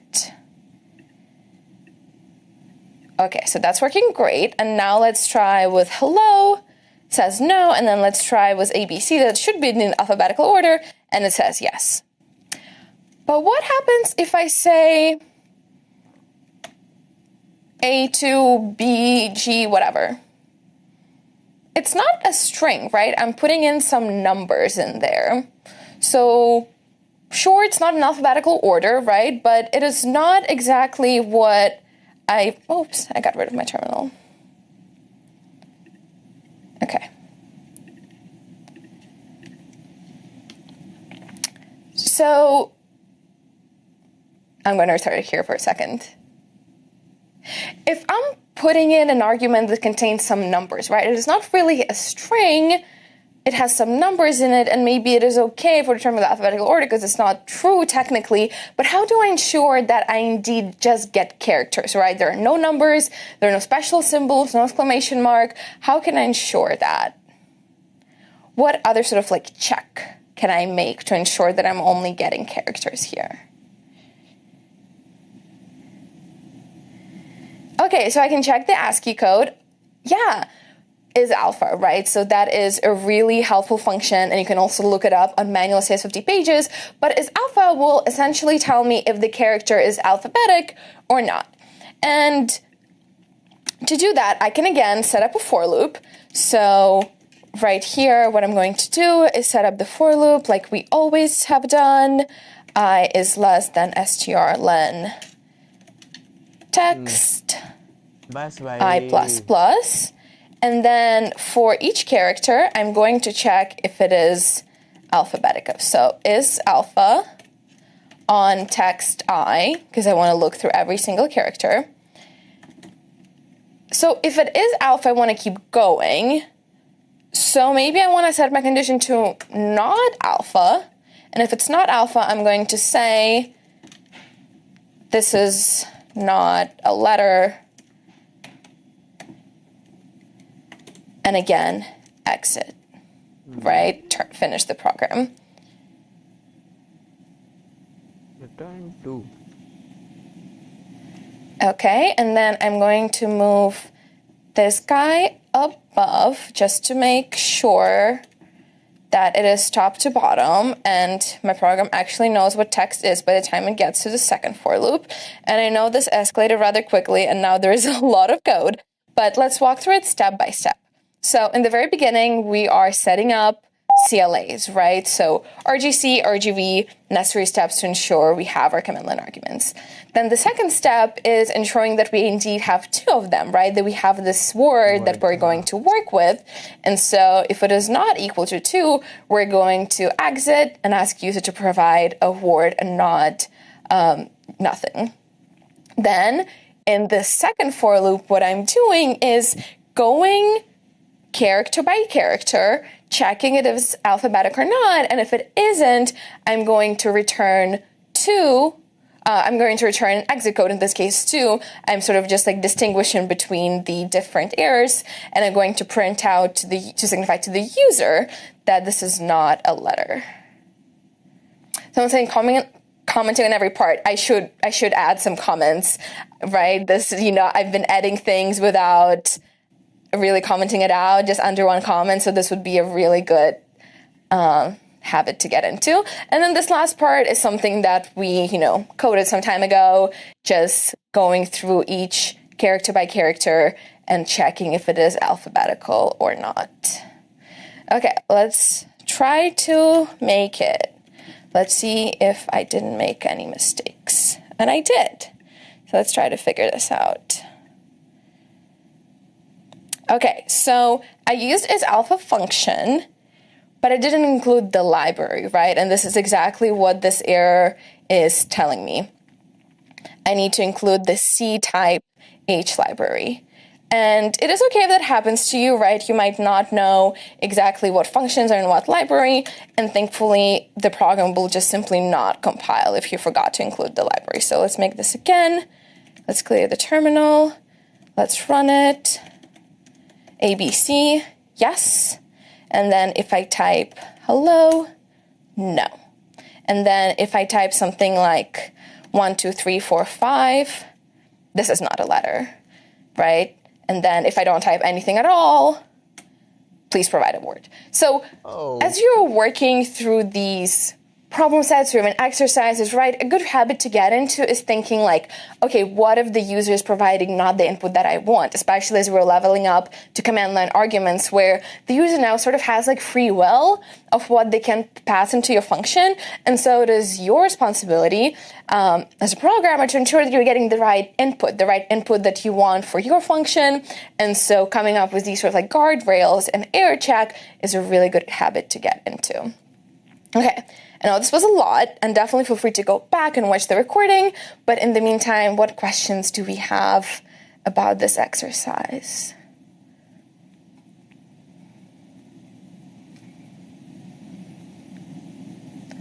Yeah, so someone says, why did I use return 1 here and return 2 here? Again, it sort of doesn't matter. But by convention, we return 0 if the program ran successfully, and then 1, 2, 3 is sort of like to signify different errors. So for example, return 1 will signify that the user did not provide enough arguments, sort of like that exit code, and then exit code 2 will signify that one of the characters in the string was not alphabetical. Okay, let me try to get through all the other questions. What is the difference between RGC and RGV? Let's go back to our slides. So RGC is the argument count, right? So how many command line arguments do we see in the terminal? An argument vector is exactly those command line arguments, right? So RGV is the array of type string that will store these command line arguments. Notice how we don't specify a size for RGV, right? This is sort of like where it's the hidden, like magic behind the scenes. And so it will automatically update with however many command line arguments the user put in. But I hope this explains the difference. What other questions do we have about this program or arrays, command line arguments, strings? What do we use most, RGC or RGV? That's a great question. I guess depending on the purposes, right, of your program. So RGC might be really good for checking if the user put in the argument or they didn't. And then RGV is mostly for like grabbing exactly, like the value of them, like the exact word or name of the program or anything else. Okay.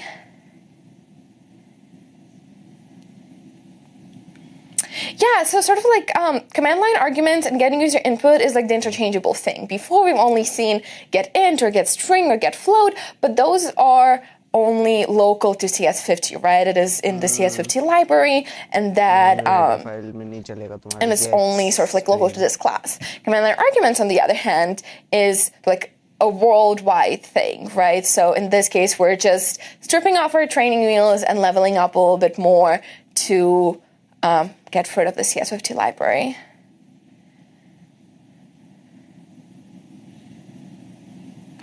Yeah, so let's see. Someone said there might be an error with this part.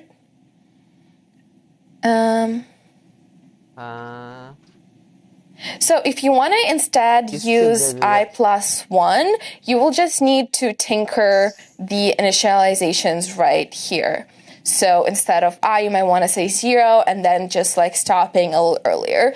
And in fact, while I'm on these for loops, what is one thing that I could do better about these for loops? I think David mentioned in the lecture. String length text And I was meant to ask you guys earlier, but I got a little carried away. What could I do better about these for loops? Variable कुछ ले सकते हैं length ऐसे करके और फिर I is less than length यहाँ पे डाल सकते हैं. So, okay, seeing some suggestions. What I'm trying to allude to, right, is that right now, every time I compare if I is less than the length of my word, I run the function, I run the function, I run the function. Instead, what would be better design is declaring it in the first part. So, for example, I'm going to call it len, and then instead of running the function every time, I'm going to move it this way and then just compare against this variable here.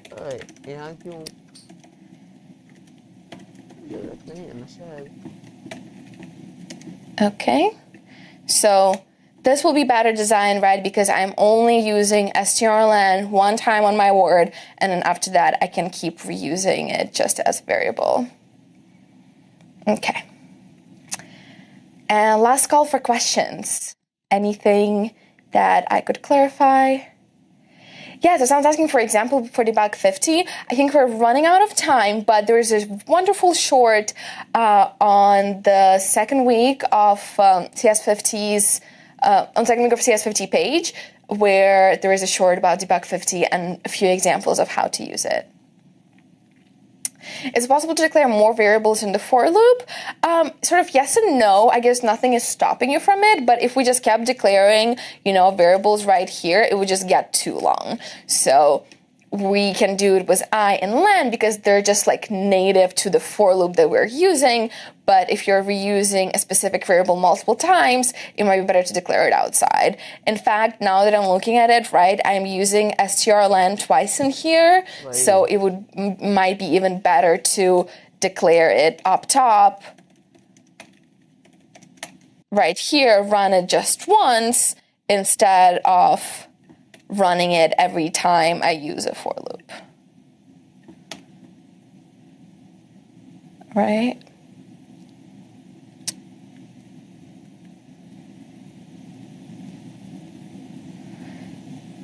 Okay. All right, so let's go back to the slides, and I'm going to sum up here. Thank you so much for coming. We'll be here every week at 11:30 Eastern, so feel free to tune in or watch the recording afterwards. Thank you so much for coming, and I hope you enjoyed this week's lecture and all the future weeks. तुमको पता है क्या मेरे को ना आज हम लोग का जो नया सेमेस्टर चालू हुआ है और एक मोटी टीचर आई है, नाम भूल गया मैं उसका, सीओ हम लोग को कुछ पढ़ाती है, ठीक है। और मोटी आके जो है अपना पढ़ा रही है। पहला चीज़ तो वो जो लास्ट टाइम पढ़ा के गई थी स्ट्रक्चर, उससे उसका वैसे इंप्रेशन ख़राब हो रखा है मेरे नज़रों में, ठीक है। उसके बाद वो जो आई टैग पता नहीं कुछ तो पढ़ा रही थी, ठीक है, याद नहीं, टेराबाइट ऐसा करके कुछ बता रही थी, ठीक है। मैं उतना सुना नहीं था, मैं अपना जो है कुछ पीछे में बैठ के एसी में मस्त मजे से हवा में खा रहा था वगैरह वगैरह, ठीक है। उसके बाद आती है मेरे से पूछने लग जाती है कि जो है क्या कहते हैं अभी पूछ लेंगे तो बता नहीं पाएगा, तो मैंने बोला पूछ लीजिए बता दूँगा। उसके बाद क्या हुआ कि जब उसने पूछा था क्या कहते हैं टेराबाइट क्या होता का यूज़ कहाँ होता है, ये सब ऐसे कुछ पूछा था। मैंने बोला सुपर कंप्यूटर्स में होता है, आपका सर्वर्स में होता है ज़्यादा मेमोरी एलोकेशन के लिए। उसके बाद ऐसा कुछ पूछा था कि जो है हम कहाँ तक यूज़ करते हैं, मैंने गीगाबाइट्स ऐसे करके बता दिया था, ठीक है, गीगा तो ये सब का। तो भयंकर वो मोटी बोलती है कि नहीं तुम गलत बोला, पता है नहीं भयंकर बोलते नहीं। उसके बाद मेरे को जो है क्या कहते हैं, वेदर फोरकास्टिंग का बताया। वेदर फोरकास्टिंग में यूज़ होता है, वेदर फोरकास्टिंग में स्पेशल कंप्यूटर्स का यूज़ होता है भाई, जो कि सुपर कंप्यूटर्स ही होते हैं। मतलब मोटी बस अलग चीज़ बोल दी मैंने, एकदम स्पेसिफिक चीज़ बोला, वो उसका जो है एक बिगर ब्रांच में जाके बोल दी मैंने, एकदम स्पेसिफिक बोला। उसके बाद भी मेरे को डांट के गई भयंकर। और वो छोड़ो, उससे ज़्यादा गुस्सा मेरे को पता है किस चीज़ के ऊपर आ रहा है, वो मेरा पानी के ऊपर कमेंट की। मैं पानी पकड़ के आराम से बैठा था भयंकर, मैं दिन में 3 बोतल पानी पीता हूँ, 3 से 4, 3 से 4 तो नहीं, 2 बोतल रहता है मिनिमम, और 3 बोतल। वो आई वो मोटी अपना, मैं पानी के ऊपर कमेंट की, मेरा दिमाग तब से जो है गुस्से उसी के ऊपर गुस्से में है भाई, कि मेरा पानी के ऊपर कमेंट कैसे कर दी वो। अंकल बोल के गई कि जो है, और हाथ में पानी का पकड़ के रखा हुआ है, बैग में रखो, पता नहीं क्या क्या बकवास की थी मोटी कहीं की। भी इससे जो पढ़ा भाई, कितनी प्यारी टीचर थी भाई ये, कितने प्यार से आराम से सब कुछ मजे से पढ़ा है इसने, आराम से सब कुछ समझ आया। जबकि अलग भी है डेविड मनन, या जो भी नाम उसका मनन है, ठीक है, वो भी अच्छा, वो जो है ज़्यादा बेटर टीचर है इससे ऑब्वियसली, बट फिर भी ये भी बहुत अच्छा मेरे को लगा इसका जो इसने पढ़ाया। अब मैं अगला आराम से करूँगा करूँगा करूँगा, जाके इसका जो सॉल्व करूँगा, तुम्हारा जो भी जो देगा ये प्रैक्टिस सेट। वहीं, अच्छा फंक्शन पढ़ा, ये भी बढ़िया पढ़ाता पता है, इसमें ज़्यादा नहीं है। ओ नया टीचर आया, ये कोई अलग है, ठीक है। एक तो हम लोग का जो है भाई, पता है सेकंड सेम आने के बाद कितना ज़्यादा मतलब उल्टे सीधे हरकतें की है इन्होंने।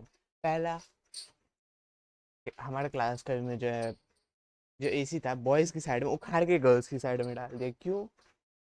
2 एसी उधर है भयंकर, एक एसी यहाँ होना चाहिए, और हम लोग का जो फैन है उसके बगल में वो भी चलता नहीं है महान। और सुनना, दरवाज़ा जो है हम लोग का जो है क्लास में लगा हुआ नहीं है, दरवाज़ा टूटा हुआ है, और क्लास गंदा था पूरा। और सेकेंड पीरियड में, सॉरी फर्स्ट पीरियड के बाद डायरेक्ट सेकेंड जो होता है, ठीक है, फर्स्ट पीरियड के बाद हम लोग को लंच दे दिया, 8:30 बजे जाके खाओ, यहाँ से खा के निकलेगा इंसान, भयंकर वो खाएगा, उसके बाद एकदम लास्ट लगातार 3 घंटे तुम पढ़ो, ये क्या बात हुआ? 2 पीरियड कम से कम भाई अच्छा खासा चल रहा था, 2 पीरियड पढ़ाता था, उसके बाद लंच दे देता था, 1-1 घंटा का जो है 2 पीरियड करता था, फिर लंच दे देता था आधा घंटे का, फिर आराम से तुम 2 घंटा आराम से पढ़ो, मस्त था कितना। बस की नहीं है भाई मेरे T3 कॉलेज की, नाम नहीं बताऊंगा, लेकिन बस की कुछ नहीं है उसकी। अगर मैंने चोरों की तरह हरकतें नहीं की होती ना मैंने, तो मैं इस T3 में तो आना ही नहीं पड़ता कभी, आराम से कोई बढ़िया सा कॉलेज लेके रहता। और पैसे की दिक्कत होती है उसकी फीस में, लेकिन मस्त कॉलेज तो ज़रूर मिलता मेरे को।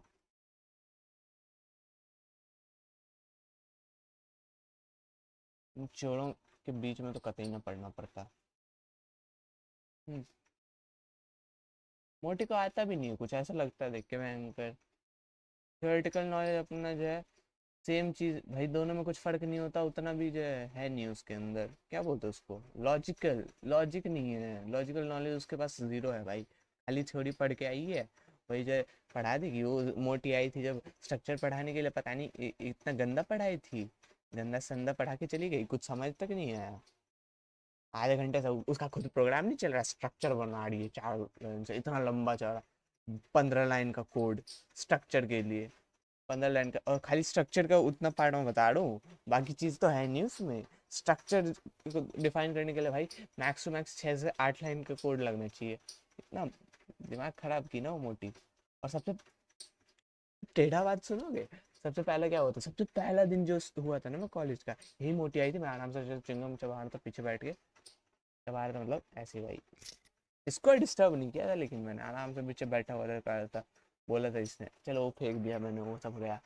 फिर ये पिछले बार आई थी, फिर इसने जो है शायद कुछ उल्टा सीधा सवाल पूछा था, मैंने फिर जवाब दे दिया था, फिर इसका जो है जला था, और फिर इसने मेरा दिमाग खराब किया था, ये फिर अब की बार इसको जो है पूरा टीचर ही दे दिया भयंकर।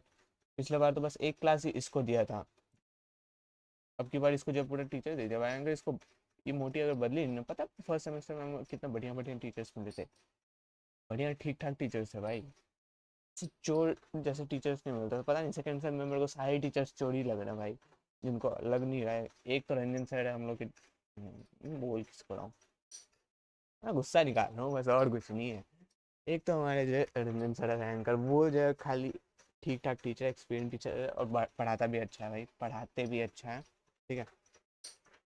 और क्या कहते हैं, और तो एक लाइब्रेरी वाली में हमको सदमा मैम करके मिली है, ठीक है। लाइब्रेरी वाली मैम ठीक है भयंकर, बाकी मेरे को कोई भी ढंग का नहीं लगा कसम से, जितने टीचर्स अभी दिए हैं। और अभी तो स्टैटिस्टिक्स का बाकी है, सेकंड सेम में हम लोग को शायद स्टैटिस्टिक्स पढ़ाएगा, क्या पढ़ाएगा देखते हैं। मैथ वाले टीचर से इंटर हुआ ही नहीं है हमारा, क्या पढ़ाएगा क्या जानूँ। पक्का बहुत दिक्कत है भाई जिंदगी में। पर देख लो तुम्हारा भाई फिर भी जो है डेली आता है तुम्हारे लिए, लाइव स्ट्रीम करता है, तुम देखते तक नहीं हो, कोई नहीं देखता मेरे को। जीरो, अभी भी जाके देखूंगा ना इसमें यूट्यूब स्टूडियो में, 0 व्यूज होंगे। ये देखो, ओए लाइव वाला क्यों नहीं दिखा रहा है। हाँ ये रहा ना, देखो 0 व्यूज। इसमें कल पूरा 2 घंटे स्ट्रीम किया, कितने व्यूज आए, 0 है, 3 3। इसमें 28 व्यूज आ गए बाबू, पता नहीं कौन दिख रहा था इस दिन।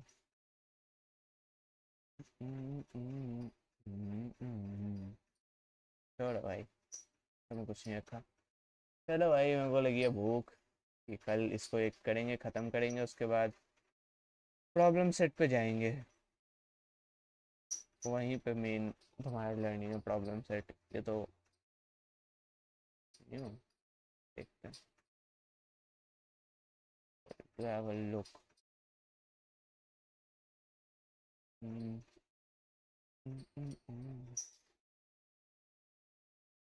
होपफुली ये अच्छा लगा मेरे को। New and improved lectures hopefully and even better AI duck CS50 help 50 button X in 2024 earlier. Be sure to review this year.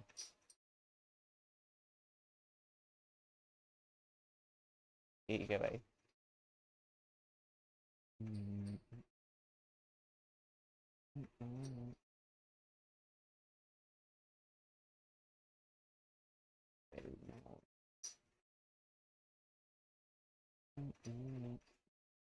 कुछ तो थोड़ा सा पीछे जाने में, वो देखना क्या कहता हूँ।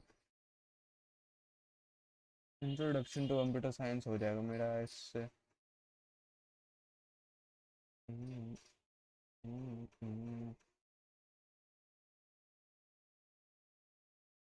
एरे पढ़ाएगा, एल्गोरिदम, मेमोरी, डेटा स्ट्रक्चर पढ़ाएगा, पाइथन पढ़ाएगा, आर्टिफिशियल इंटेलिजेंस, जैसे जावास्क्रिप्ट, फ्लास्क, और एंड कर देगा कम्युनिटीज। अच्छा इसमें कम्युनिटीज है,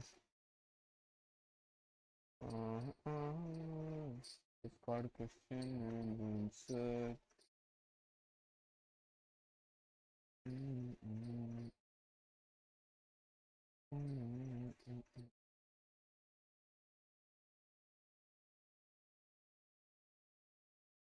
advice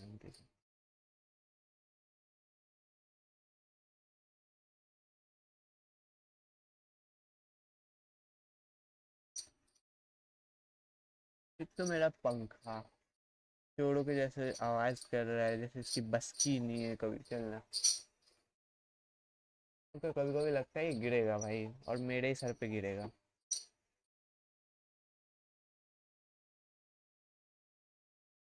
That's very small and we mean small chances. Nigam money Nigam money, अबे कौन है ये, क्या दिखा है, अबे साले ये क्या है।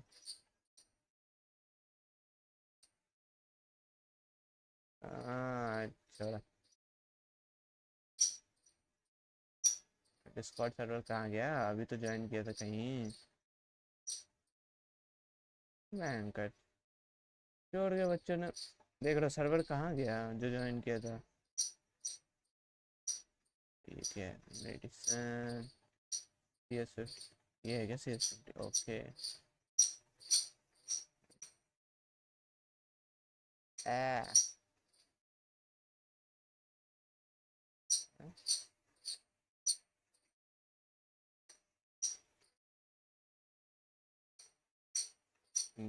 ओके। ओ CS50 के कितने सारे कोर्स हैं? बिजनेस में भी है? I didn't know.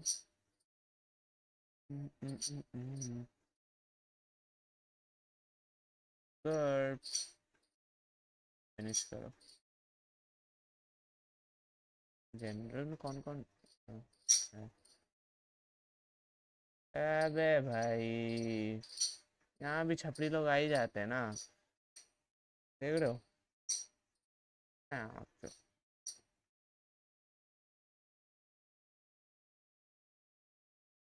I'm stopping them as well. My repeater notebook on my machine. So you don't need to use the online CS50 website because it has everything installed for you to write your and to submit your assignments from there.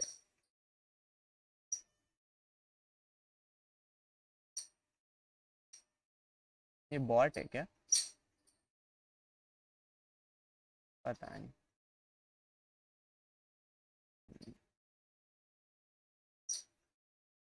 कब का ये 8:50 में message डाला?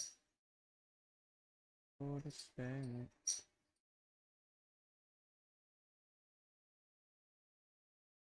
नहीं क्या।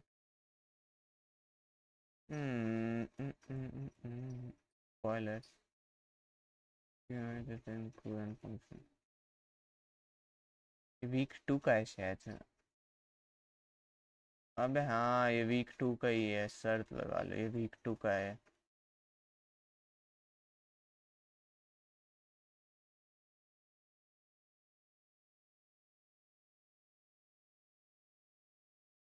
After CS50 क्या है? Supported with only some Akira Neko। ये पक्का बॉट है।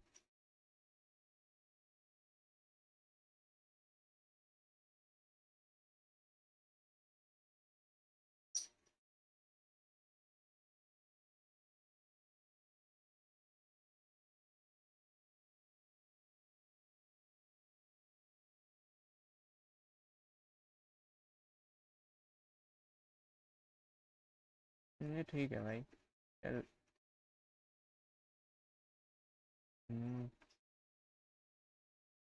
बंद करते हैं, ठीक है? आज के लिए इतना काफी है, मैं जा रहा हूँ खाने, मेरे को भूख लगा। कम्युनिटी भाई, स्क्रैच तो मैंने कर दिया। और क्या था? स्क्रैच सेक्शन टू मारियो कर। कैश नहीं, क्रेडिट वाला दिखाओ मेरे को। Because of the asset tool on some math stuff to figure out। ये अच्छा है, मैं वहाँ पे, लेकिन यहाँ पे कितना रिप्लाई कितना फास्ट मिलता है वो देखना। तो asset tool on ये कौन है? स्वंस पता नहीं क्या कर, अजीब सा है उनका डिस्कॉर्ड पे। हर कोई जो है ना, ई कुछ है भाई, क्या है उसको? NPC है। Discord is for NPCs. That's why I use Discord. देख रहे हो? ओ टाइडमैन, टाइडमैन, tight tight tight tight. General में जाते हैं और वो जहाँ इशू आएगा ना, मैं यहीं पे आऊँगा डिस्कॉर्ड पे, डाल दूंगा, बोलूँगा ए बैंकड़ी चल क्यों नहीं रहा है, बताओ ज़रा क्या हक रहा हूँ मैं। चलो बाय बाय, एंड करते हैं स्ट्रीम।